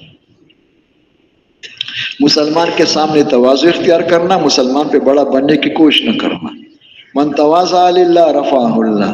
جو مسلمان کے سامنے اس کے مسلمان ہونے کی وجہ سے، غرض کے لیے نہیں ہے، مسلمان ہونے کی وجہ سے تواضع اختیار کرے، پستی اختیار کرے، اللہ اس کو بلندی نصیب فرما دیں گے. اور جو مسلمانوں پہ بڑا بننے کی کوشش کر رہے ہیں، اللہ اس کو ذلیل کریں گے. اس سے بچنا ہے. اور پھر اللہ سے رو رو کے مانا ہے کہ اللہ مجھے وہ اخلاق نصیب فرما دے. ہر ایک کا حق ادا کرنا، اور حق ادا کرنا مسلمان کے اکرام کے ساتھ ہو، قابل احترام سمجھ کر. کیا سمجھ کر؟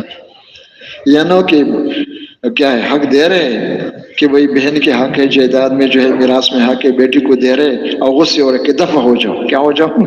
کیا ہو جاؤ؟ یہ تو بیکرامی کر رہے ہو. حق بھی دو اور اکرام بھی کرو کہ اللہ کی نعمت ہے، بیٹا ہے، بیٹی ہے، جو ہے بہن ہے، اب اللہ نے ان کا حصہ دیا ہے. کیا دیا ہے؟ تو اس طرح جو ہے ہر ایک کا حق ادا کرنا اکرام کے ساتھ. اب یہ سارے اعمال جب کریں گے تو بولنے میں تو کہ 2 گھنٹے لگ گئے، کرنے میں کتنا وقت لگے گا؟ بولو بھائی. زندگی میں نہیں کہہ رہا ہوں، روزانہ کتنا وقت لگے گا؟ یہ جلدی بولنے والے ایسے ہوتے ہیں. تو گھنٹوں لگیں. کتنے لگیں گے بھائی؟ یہ چند منٹوں کا کام نہیں ہوتا ہے، ورنہ پھر وقت ضائع کریں گے. حضرت فرماتے ہیں کہ تسبیح پڑھو. کیا چاہیے جتنے یہ کلس کلس کر کے 15 منٹ میں تسبیحات پوری ہو گئی. اب کوئی کام تو ہے نہیں، بیٹھ گئے. کیا حال ہے؟ گھر سے کوئی رابطہ ہو رہا ہے؟ عید پہ کب جائیں گے انشاءاللہ؟ گاڑی واڑی کا کیا حال ہے؟ پچھلے سال کیا ہوا تھا؟ اور 1 گھنٹہ لایا نہیں کر رہے. کیا کر رہے؟ وہ 15 منٹ کی تسبیح سے جو کچھ تھوڑا بہت آیا تو اس کو صاف کر رہے ہیں. یہ تو اپنے آپ کو پابند بننا پڑے گا تاکہ یہاں رہے. کہاں رہے بھائی؟ برزخ میں نہ رہے. کہاں نہ رہے؟ ان سب چیزوں سے بچنا ہوگا اور ان اعمال میں آپ کو لگانا ہوگا اور تباہ کرنے والی چیز سے اپنے آپ کو بچانا ہے. لیکن اس سب سے مقصود اللہ کی رضا ہو تو ان سب کچھ کرنے سے اندر نور آئے گی، جس کا نام ہے نور ہدایت، جو دین پر چلنے کا سرمایہ ہے. اور اگر خدا نہ خواستہ یہ سب کچھ کر رہے ہیں، لیکن ہاں آسان ہے لیکن نزاکت بہت ہے، اندر کا معاملہ ہوتا ہے. دشمن نے حملہ کر دیا کہ انشاءاللہ آپ تو بزرگ بننے والے ہو. کیا ہو بھائی؟ کیا بننے والے ہو؟ بس انشاءاللہ بزرگ بن جاؤ گے تو پھر آپ مزے کرو گے. کیا کرو گے بھائی؟ پھر آپ کا نام بھی ہوگا، آپ کا یہ بھی ہوگا، آپ یہ ہوگا. بھائی اگر اندر میں حملے بھی ہاں کر دیا سب کچھ تباہ ہو گیا. پھر یہ سارے اعمال ہو رہے ہیں غیر اللہ کے لیے. کس کے لیے؟ جب غیر اللہ کے لیے ہو رہے تو اس سے نور تو نہیں آئے گی. ان اعمال کو کرتے ہوئے نور والے اعمال بے شک ہیں، لیکن جب اللہ کے لیے کریں گے تب نور آئے گی، ورنہ ظلمت آئے گی. جس طرح یہ پنکھے جو ہے یہ ہوا دینے کے لیے ہے، لیکن ہوا کب دے گی؟ جب بجلی ہو. اور کہ بجلی بنے تو ہوا نہیں دے رہے. گرمی کے موسم میں کسی کو 50 پنکھوں کے نیچے بیٹھا دے اور بجلی نہیں ہے تو 50 پنکھوں کے نیچے جب بجلی نہ ہو تو ہوا آئے گی یا پسینہ آئے گا؟ یہ 50 پنکھوں کے نیچے ہوا کیوں نہیں آ رہی ہے؟ کیا نہیں آئے گی؟ اتنے سارے اعمال ہو رہے پھر بھی آدمی بگڑ رہا ہے. اس لیے بگڑ رہا ہے کہ اعمال کی نسبت غیر اللہ کی طرف ہے. کس کی طرف ہے؟ اندر کچھ بلا پڑا ہوا ہے کہ سارے اعمال کرو کہ یہ ہو جائے، وہ ہو جائے، یہ ہو جائے، تو ظلمت ہی ظلمت ہے. تو اس کا خاص خیال ہو کہ کوئی عمل بغیر نیت کے نہ ہو. ہر عمل میں نیت مستحضر ہو. بالکل اس طرح سمجھو جس طرح سانس ہے تو ہم سانس دن میں 2 دفعہ لیتے یا 3 دفعہ؟ بولو بھائی وہ تو غیر اختیاری طور پر نظام اللہ نے چلا دیا ہے، یہ اختیاری چیز ہے۔ کوئی عمل بغیر نیت کے نہ ہو، ہر عمل سے پہلے نیت ہو، جو بھی کار خیر کرے کہ اللہ کو راضی ہو جائے، اور جو خیر کا کام نہیں اس سے بچنا ہے تاکہ اللہ راضی ہو جائے۔ اس کے ہم مذاکر اس نہیں ہوتا کہ کتابوں میں لکھتے رہو، وہ عملی طور پر ہے۔ مولانا عبید اللہ صاحب رحمۃ اللہ علیہ نے قصہ سنایا ایک میواتی کا جو بڑے حضرت کے زمانے کے تھے، کہ میرے ساتھ نماز پڑھ رہے تھے تو کہہ رہے کہ اللہ میں نماز پڑھ رہا ہوں آپ کو راضی کرنے کے لیے، اللہ تو راضی ہو جا، اللہ تو خوش ہو جا، اللہ خالص آپ کو راضی کرنے کے لیے بار بار کہہ رہے تھے۔ یعنی اس کو اطمینان نہیں ہو رہا ہے کہ میرا اخلاص پتہ نہیں کتنا ہے، کہ میں آپ سے یہ نہیں کہتا ہوں کہ آپ اس طرح معذور بن جاؤ کہ بار بار کہو، ایک دفعہ تو یاد ہو کہ میں اللہ کے لیے جا رہا ہوں، میں اللہ کے لیے کھڑا ہو رہا ہوں، میں اللہ کے لیے بول رہا ہوں، میں اللہ کے لیے سن رہا ہوں، ایک دفعہ تو کم سے کم ہو۔ ایک استحضاری نیت ہے، کیا ہے؟ ایک علم کہ اللہ کا، ہاں جی اللہ کے لیے کر رہے، کیا کر رہے کر رہے تو آپ کو یاد تھا کہ نہیں؟ تو یہ تو علم ہے، کس میں؟ عمل میں تو نہیں ہے۔ اب اس کو پیدا کرنے کے لیے دوسروں کو جا کے اس پہ تیار کرنا ہے کہ خدا کے واسطے اعمال کو ضائع نہ کرو، اعمال میں اللہ کی رضا مقصود اور مطلوب ہے۔ اللہ کو راضی کرنے کے لیے معمولی محنت بھی بہت کچھ دلوا دے گا، اور اللہ کی رضا کے بغیر بڑے بڑے محنت جہنم میں جانے کا ذریعہ بنے۔ اور پھر اپنی نیت کو بار بار ٹھیک کرنے کی کوشش بھی، اللہ سے رو رو کے مانے کہ اللہ مجھے اخلاص نصیب فرما دے۔ اپنے آپ کو مخلص خان نہ سمجھے، کیا نہ سمجھے بھائی؟ اخلاص کے بارے میں فیصلہ کوئی نہیں دے سکتا ہے، کوئی فتویٰ نہیں دے سکتا ہے۔ ایک بزرگ سے کسی نے پوچھا کہ حضرت آپ نے کتنے حج کیے ہیں؟ اس نے کہا صبر کرو، قیامت میں جب وہاں پہنچ جائیں گے جتنے وہاں پہنچ چکے وہ تو ہو چکے، باقی تباہ ہو گئے۔ کیا ہو گئے بھائی؟ کیا ہو گئے؟